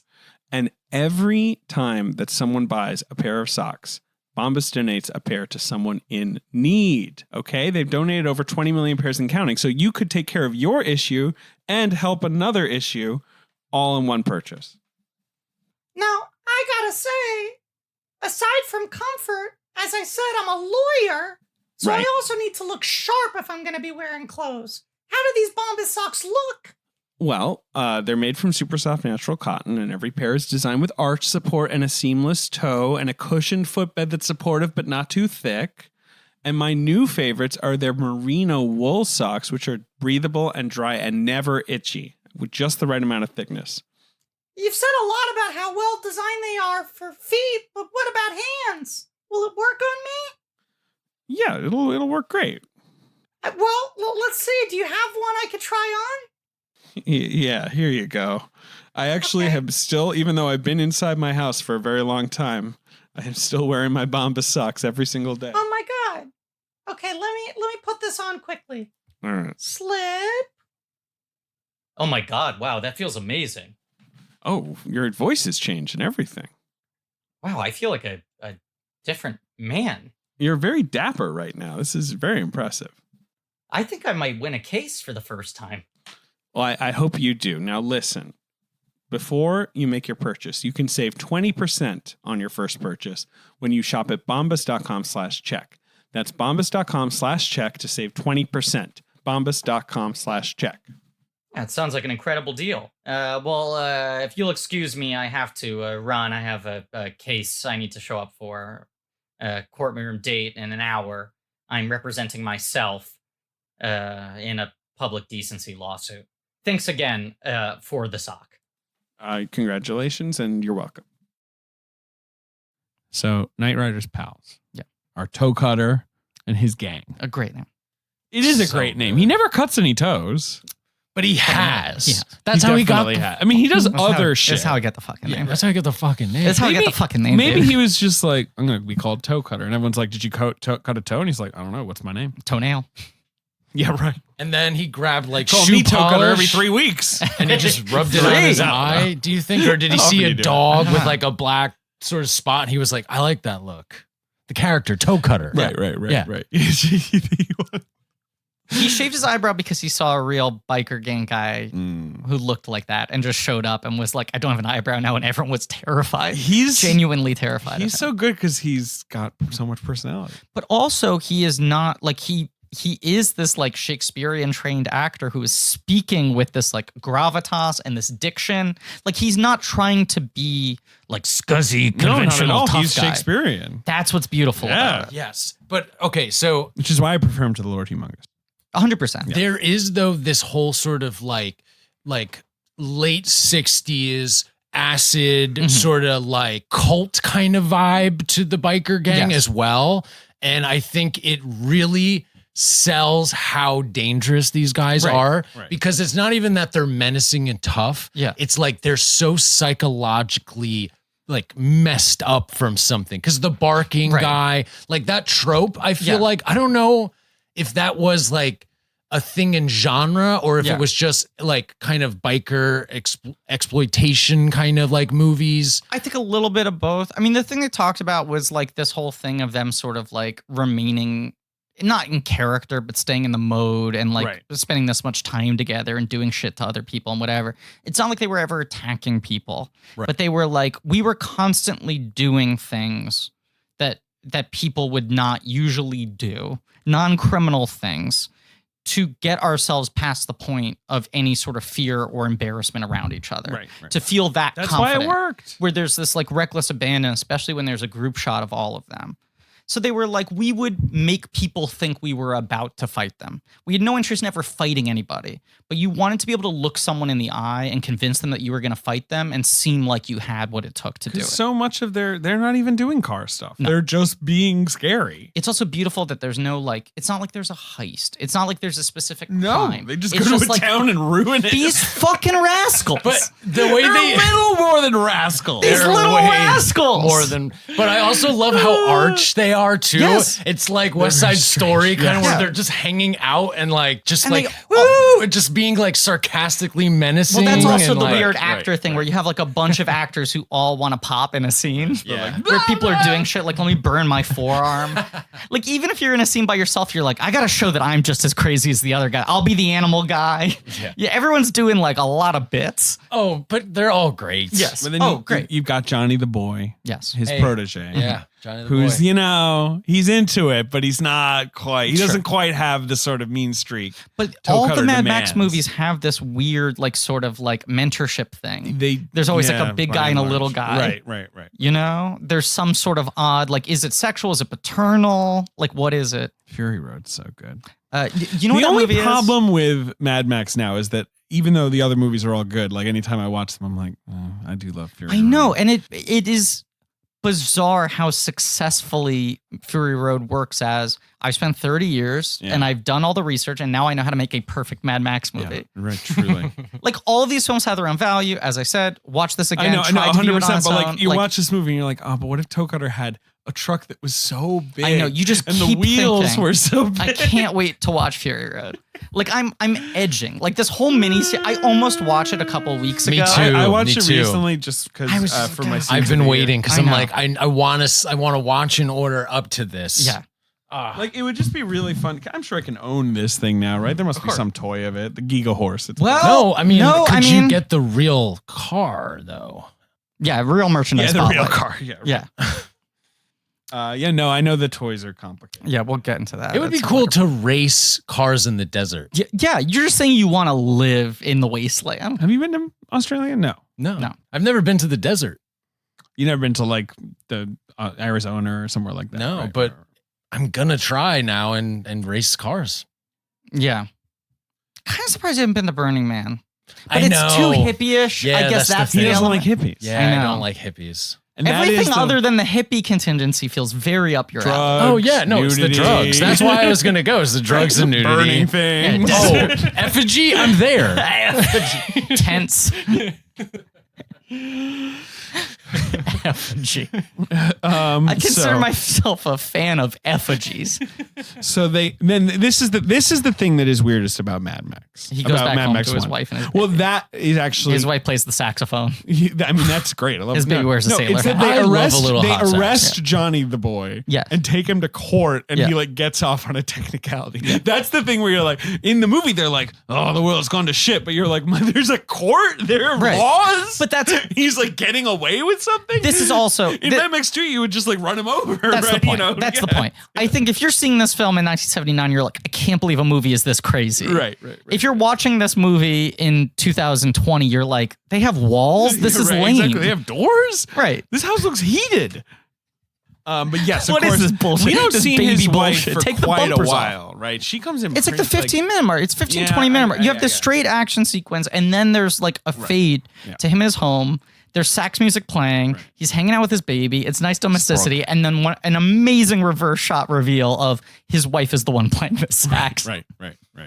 I mean, an incredible bit. But because you're cutting between that, and then he goes back to Copland, and they're like, we made you a cool car. Keep being a cop. And he's like, all right. That's where you meet the Interceptor. And when they're in that Pursuit Special. When they're in that garage, it just feels like, oh my God, how can they afford to have a garage this big with this many cars in it? It's truly a thing where they would shoot one angle and then they would move all the cars around to the other side and shoot the other angle. So no matter what angle they're at, it looks like there are 3 cars in the background, which makes you feel like they're 20 cars, but they're actually only 3. Shit like that's incredible. Byron Kennedy's also the one who is doing a lot of the stunt driving in this movie. He was like a big motorhead. He was the guy who really understood the language of the vehicles. George Miller gives him a lot of credit, in particular for the sound, that he was sort of a genius with sound. And a big thing that he said is like, each of these motors has to have a different register, a different pitch. So they each sonically are their own characters that unconsciously you start to recognize the vehicles in that kind of way. So he's like picking the cars, designing the cars, giving them an oral and driving a lot of them on camera. Yeah. And also, picking up lunch in the V8 Intercept there. Right. Which they, in all the making of stuff, always call the black on black. Sure. Which is kind of cool. That is cool. Yeah. So Johnny gets off. Yes. Well, he sabotages Goose's bike, and Goose crashes but survives. Yeah. Even though he's like flipped off his fucking bike. Which the 2 Heckle and Jekyll cops at the beginning, in failing to catch the Night Rider, the one guy ends up with glass in his neck, and then he's got the sound box thing. Yeah. But it was another George Miller thing. Is he's like, I want everyone to have all these like little quirks. Injuries, right? Yeah. But that's when they burn up Goose. Yeah. I mean, we're zooming, but yeah. We're not. What have we missed? Goose dies at like the 45-minute mark. Yeah. Yeah. But what is there? No, what haven't we talked about? Right. Yeah. I mean, what's Goose's car chase? Max's family, toe cutter. That's right. There's a lot of toe cutter. Does Goose? I mean, he seems like he's got charisma, but everyone's making it out to seem like he's got the most in the country. Indie budget movie, he can like say a joke, so everyone's like, "This guy's a cut up." Here's the other problem: they didn't know that the other actor was going to be Mel Gibson. Which say what you will. No, he's great about. Well, yeah, I was going to say what you will about his acting. His personal life is fantastic. But but it is so insane to just think that this movie, which you're so used to seeing these types of movies with lead actors who either never become anything or become just sort of cult figures, like Jeffrey Combs or like Bruce Campbell, or like working actors. Yeah. To watch this movie, which is so scrappy and guerrilla, and be like, and then it produced this dude who became the biggest. Who at a point was the biggest star in Hollywood. Like the absolute biggest star, became the highest paid star in Hollywood, had like a 25-year career, won all the Oscars, like everything. It's just they all talk about like they cast him. He was good in auditions. He had a real reputation from drama school, and Bisley were best friends. It felt like those were the 2 guys who were going to make it. But it wasn't until that they started filming the movie and Mel Gibson stepped in front of camera and everyone looked behind the lens and they were like, oh, fuck. This guy's popping. That weird X Factor thing where certain people just fucking work on a movie screen. Yeah. Where they like looked at him and they were like, this guy's really handsome. And then they looked at him like through the viewfinder and they were like, jacket, $20 million. That leather motorcycle jacket. It's just like, boom. Which all of them are vinyl. Yeah, for budgetary reasons. They were like, it was so gross. You were like wringing out your stuff. And they were like changing on the side of the road, Like, I mean, they were like driving the vehicles in the on-camera vehicles to weird, desolate locations, and then everyone's like setting up. The actors are like grabbing sandbags. I mean, the crew was so small. Everyone in this movie had like 4 titles who was part of the crew, and every actor ended up doing like 2 crew jobs on top of it. And he was like, we were helping light, like everything. So they burn Goose Well, it was up. worth it. They burn Goose up. They burn him. Yeah. They burn him up. It's I don't know. it's a boiled goose. goose. They roast the goose. Which it is crazy. There are 2 different canonically like humongous action films in which the hero loses a best friend named Goose, and that's what like. That's a fair point. Right? Yeah. Very, yeah. Because that's when The Max, lesson is never make a best friend named Goose. Never call anyone Goose. Never call Jesus anyone Christ, Goose. It's a stupid name. Yeah, especially not a cat. So Max retires and he goes to live with his wife and just chill out. You can't deal with it anymore. Right. And that's when his kid gets smashed up by the toe cutter guy. Yeah. It's just funny that there are 2 revenge points. Like, you don't really need Max's family to die. Like, killing Goose is, I would be like, yeah, I get it. Now he has to go kill Toe Cutter. Like, I don't really need the second thing. I don't mind it, to be clear. I think I don't mind argument the is total loss of his humanity. It makes total sense. I think that's what it is. I think Right, it's but then the Goose thing almost feels superfluous. For you're like, okay, yeah, Goose had to go too, I guess. no, because the point is, even if look, obviously losing the wife and child is more catastrophic, right? Yeah, would be he doesn't harder have anywhere to go to after overcome. that. Right. I think having those 2 things happen as 2 separate instances so close together is what drives him into madness. It drives him into madness. I mean, Like, I think it's also if his it's wife like, and child died, he would probably go into deep depression and seek some sort of revenge. But the level of just like, I don't give a fuck that he hits by the end of the movie can only be reached if like your life becomes that like cosmically, absurdly tragic. right. But you also, it's like the initial conflict in the movie is he's like, should I quit being a cop? Yes. And then Goose dies and he does. Yeah. But then, then obviously. It's like this world doesn't make sense. I don't have anything to live for anymore. Yeah. Toe cutter. I don't know. Talk more about, like, I've now reached the end of the fucking Wikipedia stuff. I'll Like, say the this. summary is not long. It's not a plotty movie. I feel like rewatching it, it was almost like this thing of being like, I don't feel like Max was as directly responsible for the death of their friend. Where like a thing that I kept getting hung up on is it felt of Knight Rider? Knight Rider, yeah. He's pretty responsible. He chases him down. He chases him down. I mean, look, Knight Rider made a few mistakes along the That's way. what I'm That guy saying. doesn't have a perfect Terrific guy. And Never for 15 years. I like Knight Rider. I think he's cool. I like his deal. I like his look. I just think I don't think Toe Cutter's being like, well, Knight Rider. He was a bit of a hothead. I mean, like, I think I understand why he doesn't like Max. Sure. They're What? just What are you- going what's up, Griff? They're going after No, him so hard, and they're not going after those 2 other dopey cops. But those guys that's their small potatoes. Yeah, If I can just say one thing about Knight Rider, what's up? it's been said that he enjoys women almost as much as I do. Some of them are even on the younger side. No question about it. Knight Rider enjoys his social life. Getting close to retiring that one, I feel like. It's right? It's edging. definitely on deck. Yeah. Pretty close. Yes. Yeah. That's the next one. We're going to have to put that one on the retirement express. Yeah. Oh, you know what? Some great vulture work. Sure. Great vulture work. Who is it? Jesse David Fox? Yeah, what is this, Hunter Harris over What are you here? talking about? Good to great vulture work. Allison Wilmore? New hire. Jerry Saltz? What are we talking about? Well, I guess he's more mainline. New York Magazine. Yeah. Vultures are fucked up. Yeah. It's a weird thing. Yeah. Like, that sucks that they exist. I guess so. It's It makes super total scary. sense where it's like, well, I there's going to find be dead everything about them things. scary. They are doing an important Yeah, job. they're like garbage men, right? They like Yeah. clean up the sort of stuff we don't want to deal with. Yeah, but they look so scary. They do. That's the thing. They look messed That's up. the thing. They look messed Right. up, and they're kind of the like funeral I know, worker of it'd the be one thing nature, if they were just like seagulls where they just look around for garbage and they eat it. Yeah. But like the idea that they like will see something and be like, "Oh, what's this?" and start circling around. And you're We're not like, even "You're dead not even yet." dead. I think their Yeah. behaviors are really scary. Can I also say, and I don't know if this is specious of me, I think they are the most innately scary looking. They're quite scary. creatures. They're probably top 10. Like, if you're just talking visuals. yeah, they're top 10. they're designed. I just feel like there must be other scary animals out They've- there that I'm not thinking. Like, of you're course. the angler fish, right? Your classic scary animals. Sure, Ted Kaczynski. stick bugs freak me out. Really? I mean, you mean like a stick insect, like a little cute stick guy? He looks like a I stick. just don't like the Ben's idea just of like, "Don't reaching you for a hide." branch and it's a bug. Like Slim from A Bug's Life, played by David Hyde Pierce. He's sort of a comical fop character. There's also a stick insect in Doolittle.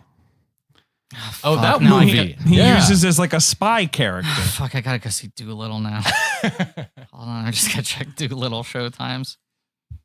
But vultures, yes, were designed and evolved over the years to eat dead or soon to be things. Yeah. Dead things. That's fucked. That's fucked. Great vulture work. Yeah. But great vulture work. I don't know what else can we say about this movie. I mean, it's hard to talk about because it's so purely. When Toe Cutter gets run over by the truck, like that looks so fucking good. And that is the best thing. Like it looks so. But that's good. so much of it is like this shit's real. Like it's they're putting rockets in the back of cars. They're like driving everything at like 140 kilometers. You know, and they're just crashing things. Yeah. Nothing looks better. I'm just watching a clip of Tokyo. Yeah, nothing looks better than Mel Gibson behind a wheel, just with leather gloves on. He belongs just there. like just he that, like there. Yes. That's just sort of just that close. Any close up that I know. like that always looks good. Yeah. The other thing that always looks good, wide open Australian landscapes. Yes, it does. Well, which this film is like all anamorphic That's the lenses. magic thing. It was the first anamorphic film ever made in Australia. And I believe it is the only Australian film ever shot on the Todd AO format. And the secret is The Getaway. Is that what it's called? The Peck and Paw movie, the Sam Peckinpah movie that I think was shot in Australia. Right. He had shot that with those lenses and just left them. Sure. And Someone they like bought these. them at like a fucking garage. Yeah, I mean, it was like they had like outdated lenses that they were like jerry rigging to these cameras that could barely fit on. But that was the sense they had of like, this is all about like a road, a straight line that can curve depending on where we place the camera, and just like barren landscape as far as the eye can see everywhere around it. Yeah. But yeah, him as in Fury Road and Mad Max 2 and most like he dies before the final. Joey is actually Johnny the boy is the Johnny last the boy is to the die. final guy, and that's the moment dies first. when he's done. When it's not just that he's gonna kill Johnny the boy, but that he's gonna like psychologically torture him. He does the saw trick. It's crazy which James that Wan that's borrows. the end of the fucking movie, though. It's a pretty good ending. That he like drags a guy by a handcuff, chains him to a car. Right. And he's like, you have 5 minutes to saw through your leg. He sets up the whole Right. He's like, this is how long it's going to take for the fire to go off. This is how long it would take you to saw through the chain of the handcuff. And this is how long it would take you to saw through your leg. Right.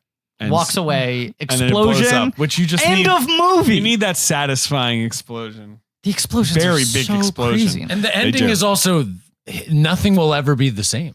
Yes. Like, that's what really, it's just What like. if Mad Max 2 is just him being like, I'm glad I got all that out of my system. And he's or very he's at normal. the therapy. Yeah, like, he's he's like, talking to a therapist. Anyway. Because imagine watching this like when it comes out and then Calm going next. like they announce they're making Mad Max 2 and you're like, but what does this guy do next? Yeah. Like you can't make a movie where the guy has like already like a road warrior or something. yeah, like Some other things. Brian May's score, very cool. Yes. Yeah. Weird, discordant kind of score. Right. Not Brian May from Queen. Beautifully played by, I don't even know who played him. I don't know. I was going to make a terrible joke. Still haven't seen it. Bo Rap? Mm-hmm. Yeah. Yeah, what was the best comedy of last year? 2 years ago. Or was it? Did Green Book win for drama and it for comedy? No, you know what, David? You are 100% Isn't correct. isn't it crazy? Bohemian Rhapsody won best drama That's and the thing. Green Book won best comedy. It was the double whammy of one that those were the two best films of the year according to the Golden Globes, but two that they were weirdly like flopped in that way. Yeah. It's that crazy thing of like it's crazy they didn't put A Star Is Born in musical. Right. They put it in drama. It's crazy Judy didn't run as a musical. right. I am actually, I'm going to just say Jody. that I'm purposely not watching Green Book for the day that we decide to open the book. Well, my friend, by the time this episode comes out, we will be deep in March Madness. We'll know. And there is, albeit a very March slim Madness chance will be almost over. So Right, that right. Peter Farrelly takes it to maybe the hoop. it goes to like Marty versus Peter. Yeah. The two kings. It could happen. I mean, I'll say this. We used to talk about, like, I used to make the pitch for you of the Farrelly brothers, and you would go, I don't want to do that. yeah. The fact Green that Book changed everything. Green Book makes Right. it such a because the fascinating Farrelly era. brothers before it was like it ended at like Hall Pass or whatever. We were like, all right. It ends you at know, Dumb and like- Dumber 2. But now it ends at Best Picture winner Green Book. It's really more of a Valhalla. But there's so much more great work to come out too by Peter. I mean, I don't even think we should wait. He's got this movie coming out called Blue Book about buying a car. I don't know. I feel like Red Book. It's a Mao biopic. What if he just kept with books? But it's like an Eskimo or like a Native American person from Alaska this time, and he's connecting like with an Italian American. I feel like he's announced his next thing, and it's he weird. Definitely announced something, but I don't know if I also feel like it's maybe like he might have been miniseries circling thing. something though. Yeah. I can't remember if he was actually confirmed. I interviewed him. He's a nice guy. Okay. Well, I can't remember what. Oh well, and I guess I can't. No, there was a third gang, and I wasn't really supposed to talk about it, but I think enough time has gone on. I was in a fight club. You really shouldn't talk about that. You're not supposed to talk about Yeah, that. They say it really. twice. I implore okay, you. cut that out. Okay. And Damn it. actually keep it in triplet. We could do the box office game with the Big Mama's House We're movies. going to do that. I'm just trying to see if there's any other. Well, of course, there was the famously weird American version where they dubbed over the dialogue. Right. That no one liked. That George Miller said he's never seen. It tanked in the U.S. Right. They dubbed over like, oi, oi, with like, hey, you. Right. And like, I love Ronald Reagan. I don't know. They were saying, I don't know what they were saying. But Village Roadshow sold it to Warner Brothers, where they had one person distribution who was really, really bullish on it. Botched it in the U.S., but sold it really hard in Japan, and it blew up there. And that's what sort of started the run of it being this like global crossover sensation. Because once Japan did well. And the posters are all so evocative for this movie. I mean, they're like him in the weird cop leather with the helmet, contrast, front of the car, and they would like tailor a new piece of graphic design for each country, and it sort of just did well everywhere. All non-English speaking territories, because in all English territories they released this horrible fucking dub that is horrendous. I saw a clip of it; it's so fucking bad. I'm sure. But yeah. It's also super weird to dub the English language. Yep. Yes, it is. It is. It's weird. But it's super weird, and it became one of the most profitable movies of all time. The weirdest thing is that at the Australian like Film Institute Awards that year, they didn't even nominate.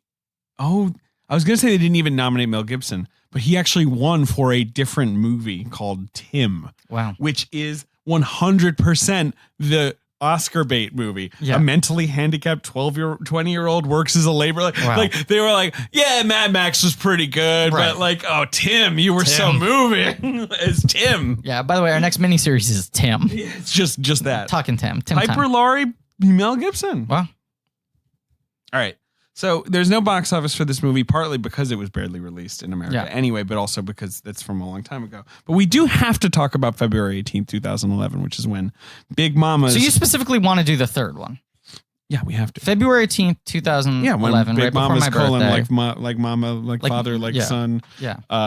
Debuted number 5 at the box office with a $16 million opening weekend. 5 at 16. 5, and it's one of 3 big openers that week. So everything just did okay. Because what does it end up It's a classic February where it's like 20, 19, 18, 16, 20, you know, like everything's making kind of the same amount of money. Does it end up at like 50 or does it? Oh, I don't think it multiplied like that. No, it ended up at 37. Ooh. It was a 2 multiplier. Ugh. Like in the old the numbers, which I do appreciate, has this sort of shading for like, this is where you would want to end up. It's a little below. Out. Yeah. But is this like a 4-day weekend? Is this a President's Day weekend? Or am I wrong on the time? If it is, which it might be, okay, it's you not don't have showing it. me. Okay. Yeah. So that's number 5. It is. But number 1 that What week. if we do it reverse order? Let's just Fine, throw let's out the go up. rules. Let's go up. All right. Number 4 was number 1 the week before. Oh, wow. And is a Tricky. comedy with a big comedy star. A comedy with a big comedy star. Yeah. And it's 20. One of his last big, just down the middle, I'm in a movie. Is it Just Go With It? Correct. Yeah. Amazing that you got the movie as well as the star. I know. I figured you would get Sandler That was the fast. swing I wanted to take. I was like, I could ask if it's Sandler, but I'd rather just go I just all in. love that he released a movie that's just like, oh, just go with it. It's me, Jennifer Aniston, we're on vacation or whatever. Who cares? It's I an know the plot is adaptation of like a French play right, that was previously adapted into Cactus Flower. She has to pretend to be his wife. She's his coworker, right? Like there's a whole flim flam, Yeah. right? Brooklyn Decker is in it. flim-flam. Brooklyn you say. Decker is playing the Goldie Hawn Hawn role that won Goldie Hawn an Oscar. Did Brooklyn Decker win an Oscar? She did. Okay, good for her. Yeah. And can you give me the final She won a domestic? technical award in the Academy Science ceremony. Can you give me the final domestic total? It was like 105. 103. Right? Yeah. It's like his last $100 million grosser. It's sort of the end of it. But hey, when Jennifer Aniston won a SAG award last night, she shouted him out on stage. He's got magic. I've seen up close. And isn't she doing murder mystery? I think she too. I think 3, so. 4. They've got to do them all. Hey, I'm excited. They got to do all the I hope they announce an mysteries. Avatar style, like we're pushing 2 back because we're going to shoot 5 sequels. But at I the also same want it to time. be like the first one. He's investigating some fictional. I want him to do like Zodiac, right? Fucking the Lindbergh baby. Get into all of them. All those people. That Bermuda weird Triangle. thing in the Dial Out of Pass incident in Russia, where all those people died and no one knows why. He'll figure it out. Detective Mysteries on the case. Hey, Zodiac. I can't do Sandler. All right. Zodiac. I just wanted to say tonight I'm excited to go in to see a live reading of Grown Ups 3. Oh, Oh, Are the you going to Sharpling Sharpling? reading. Yeah. It says there's a special surprise guest. I mean, I guess everyone will know by the time this episode comes out, but I kind of wonder if Sandler's going to show up. I mean, that would be crazy, but Do you think we'll he find would? out. I don't know. All right. So I mean, he's doing the New York and the LA one. Yeah. I'm curious. Maybe it'll be Spade. Oh, fingers crossed. Oh, you love Love Spade. Spade. Yeah. yeah, he's sure. Yeah. Number 3 at the box office Okay. had been number 3 the weekend before. It's an animated Oh, film. it's holding steady at number 3, Holden Steady, is an it? animated film. This has come up. It's come up a lot. Yeah. This film has weirdly come up a lot? Sure, of course. Well, it's an important work of the decade. Romeo and Juliet? Exactly. It's about a little adventure going a long way. Do you like that I got it off of those clues? This is a vile poster. I've never even seen this one. Oh, showing his little tushy. And what's the tagline? A gnome is turned around. He's leaning over. He's showing you a little plumber's crack, and it says, "I'll crack you up." David, do you know the final domestic total on Romeo and Juliet? $400 billion. No, I don't know. I think it will shock you. I can look it up. 99. It didn't make 100 though. But so close. Didn't crack the hundo. If you read, I think I've talked about this before, but look up interviews with Elton John about Romeo and Juliet, because he We've spent talked about 10 it. years Talked about this. and he's just like, those fuckers told me I was dumb for making my gnome movie, and they all had to eat my fucking shit. So here's the other thing. 99 domestic Here's in the other thing. January, you assholes. All right, here's the other thing. Big, huge hit. Sonic just released some character posters. I saw Obviously, this. you have a Sonic poster. Of course. You have a Robotnik poster. Of course. A James Marsden poster. Officer Human. No, he's credited as Donut Lord. Oh, I guess because he probably does donuts. But then this is the one I'm most excited about, the Tika Sumter poster. Maddie. Just a name. It's just her name. I might get that poster on my wall because it also doesn't say Sonic anywhere on it. It's It just doesn't. a It picture just says Maddie. of Tika Sumter, In a fine jean actor, jacket. a very Fine good actress. actor, and just says coming soon. It has no Sonic branding whatsoever. What is Son like? Is so? He's a hedgehog. I saw the trailer, and I feel like Sonic's fast, It's right? got to go fast. Yeah, gotta go yeah. fast. And He just simply must go fast. and the funny thing He has no about choice it, but to go fast. the funny. But the funny thing is Yes. that you'll be something will be happening, and then he'll go and Yeah. do that thing very quickly. Ben, I gotta give you a key piece of advice here. What's up? Do not leave your rings around unattended when Sonic is in town. Okay. Okay, I'm writing it down. Because not only Okay, he'll take him in the blink of an eye. Also, if you have one of those, and we all do, sort of TV-shaped boxes that if you touch it, it turns you invincible for 10 to 15 Yeah, seconds, of course. you better hide that away. Because- he will Oh, jump on top jeez. of it. Because Okay. we all have one of those and we're saving it for when we really need it. Right, But right. he will just He'll go just and take use it. Yeah. Rude. And that's a one-time use item. Yeah. It is. Unless you can find another one. Yes. And don't even talk to me if you have any Chaos Emeralds, because then you're really in trouble. Here's another hot tip. Uh-huh. If you like in your backyard, Sure. and we're city boys, but I'm talking more people living in the I've suburbs. got a backyard. It's where I bury my jeans. Sure. Go on. You might want to tend to your green rolling hills. All right. Because if your grass is out of control, it might catch on fire. Oh, jeez. It's true. Number 2 at the box office should have been number 4 at the box office. That's a clue. It's a fourth movie in a franchise? No. Number 2 should have been number 4? Should have What the been number fuck 4. does this mean? This is I believe. Ben, does this joke make sense to you, looking at the name of the movie? yeah. The joke tracks. Okay. It's take it more literally. You believe, David? Yeah. No, what were you going to say? You said, I believe. It was released by Disney. I think it was one of those leftover DreamWorks movies that got released by Disney, but it was released by Disney. But it's not which is just funny to think about. It's not Strange Magic. No. Which was a Lucasfilm acquisition film. Right. It's a leftover DreamWorks.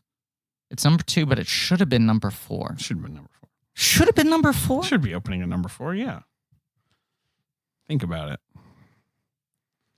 Think about it. This thing. All right, let's see. So does it have 4 in the title anywhere? It does. But it's not a 4th film in a franchise. Oh. Which might have heard it, honestly. People might have been a little baffled by that. Oh, it's this fucking movie. Yes. I Am Number 4. That's right. Yeah. He is number 4. Written by...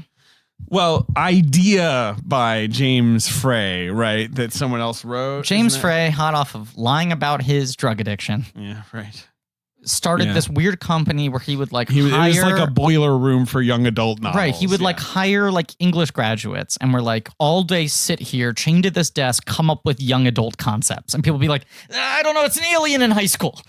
It's a wizard who also fucks a mermaid, but they're in high school. But there's the title and the idea was they'll come up with the concept, we'll ghostwrite the book, all the books will be released under pseudonyms, I will collect 60% of the profits from anything that comes out of my incubator, and then everything's meant to be a franchise. And this was the one thing that came out of it, and it bombed and no one gave a shit. Right. Here's the tagline. There were 9 of us. 3 are dead. I am number 4. Yeah, I'm just like, okay. Auditioned for that movie, and that you were number 4 was almost incomprehensible. You're just like, what's the fucking hook here? It's about a guy who's number 4. He's an alien. Yeah, that's right. He has blue hands or something. Yeah. It's one of those classic orange-blue posters where it's just like, I don't know, make it orange and blue. I mean, when are we going to meet aliens? When am I really? Not we. When am Honestly, I? Probably by the time this episode comes out. I'm ready for it. March-ish. Yeah. All right. It's weird that the world is so crazy that no one talks about the fact that the New York Times has released 8 articles in the last year. They're just Navy saw some more aliens. Here's the video for you to enjoy. And everyone's just but Trump, is he a good or a bad president? Can we weigh in on this? Those stories are just to be clear, the government, those people the government is acknowledging seeing things. We always thought maybe the government's lying to us about aliens. New York Times publishes government. Yeah, we were lying about aliens. We've seen them. They're out there. And people are like, but Pete Davidson, who is he dating now? Well, he's got a big one. I'm so told. Absolutely. Talking about the King of Staten Island. All right, number 1 at the box office. Number 1 at the box office. Man, in 2011. Please go ahead. Small Fine's getting something out of us. Yeah. I don't know if it's cat allergies or what. It's good. The Claritin helped me. I took a Zyrtec. No, yeah, so, okay. I'm sorry. Number 2 at the box office. Number 1. Number 2 was I Am Number 4. Confusingly enough. Yeah. Number 1 is another new movie. It's an action film. It is, I believe, the first in a, yes. I was going to say, you said that was a DreamWorks, Disney dump. Mm-hmm. You have to remember, this is the year that Avengers, their first release comes out. No, it's the year before. Oh, it's correct. 2011. Disney at this point. That's what I'm saying. Really wants that movie to work. That's what I'm saying. 3-picture deal. They're bullish. Wasn't that long ago? Yeah. But anyway, so this is the first collaboration of, I think, 4 between this director and actor who become sort of a fun action movie pair. Of course, it's a Wahlberg squared. No, it's not. It's not Berg and Wahlberg? No. It's a much better pair. And they worked together 4 times. And this is the first one? The first. They've worked together 4 times in the last 9 years. Correct. Who puts out action movies at that kind of a clip? Is it Liam Neeson? That's right. Is it my favorite one? Of course. Nonstop? No, that is also my favorite one, but that was their second collabo. I believe this is the worst one. Oh, this is the worst one. Mm-hmm. This is Unknown. Yes. Which is bad. And this is only coming out a year or 2 after Taken. Never even heard of this. It's one of those things where Liam Neeson goes to Berlin or something, and then his wife disappears, and everyone's like, you never had a wife. There's some weird sort of it's a gaslit thing. He's like, I'm going to have to punch everyone to figure this one out. Only one solution here. The problem with Unknown is it was Taken caught everyone by surprise. Yeah. And Warner Brothers was like, oh, let's put him in a big budget, more serious thriller. And it's the most serious-minded Colette It's the one Serra. that doesn't get that it should just be fun. Right. Yeah. And then they're just it's trashy. Who is he? A washed-up guy. Where is he? A piece of transportation. A thing that moves through the earth. Nonstop has my favorite fucking monologue, which is like he's figured out how to save the day, but no one believes him because Right. they framed him. And like all the JetBlue TV screens are showing like news broadcasts about Right. his shitty past. Right. And he gets up in this airplane that can barely fit him. You're right. And he's like, everything you've heard about me is true. I'm a terrible father. I was a lousy husband. I'm an awful drunk. I shot 4 men. Like he just lists every bad thing he's done. I remember. I've been delinquent on my taxes. I don't tip that well. I still have tapes from Blockbuster, even though my local store was one of the first to go. But I'm the only person who can save you. Like it just goes on for so long. Yeah. I remember. Great movie. That's my favorite. I'm always late to birthday parties. I think that for me, it's Nonstop, The best. and then The Commuter, I like The Commuter. and then Run All Night, which is good, but is a little shaggier. Yeah. It's a wild movie. Has the least Neeson in a weird way. It keeps cutting to all these other people, and you're kind of like, I care about Neeson. I'm your brother, Right, yeah, Neeson. yeah. I'm And your then- brother, Nolte. And then Unknown. Of the 4 We're Neeson, brothers. Yes, we are. the 4 Neeson. Remember when we had the same parents? Of course, mom and dad. I mean, they're both tall. I'll give them that, right? The degree to which I pump my fist at the reveal of Nolte being his brother in that movie, it makes such beautiful nonsense, but it's so perfect. Right. Yeah, I never saw Cold Pursuit. I feel like I need to watch it. It was just so marred by him coming out and being Not a like, bad movie. No, Really? it doesn't have the Jean Yeah. Claude Sarah magic, but not a bad movie at all. Yeah, it looked pretty fun. I liked it. It was fine.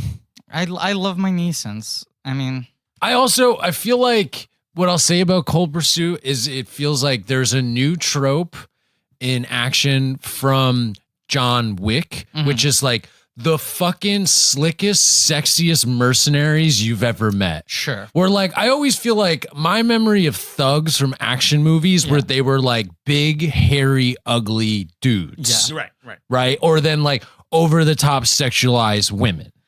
And I feel like now it's this thing where every guy looks like he reads GQ magazine and it's just like the hottest fucking dude in the world. Which it's my favorite thing about the Neeson movies is that he is so big that he can barely move. Right. Like he is not swift. He is not elegant. I'll see you in 5 minutes.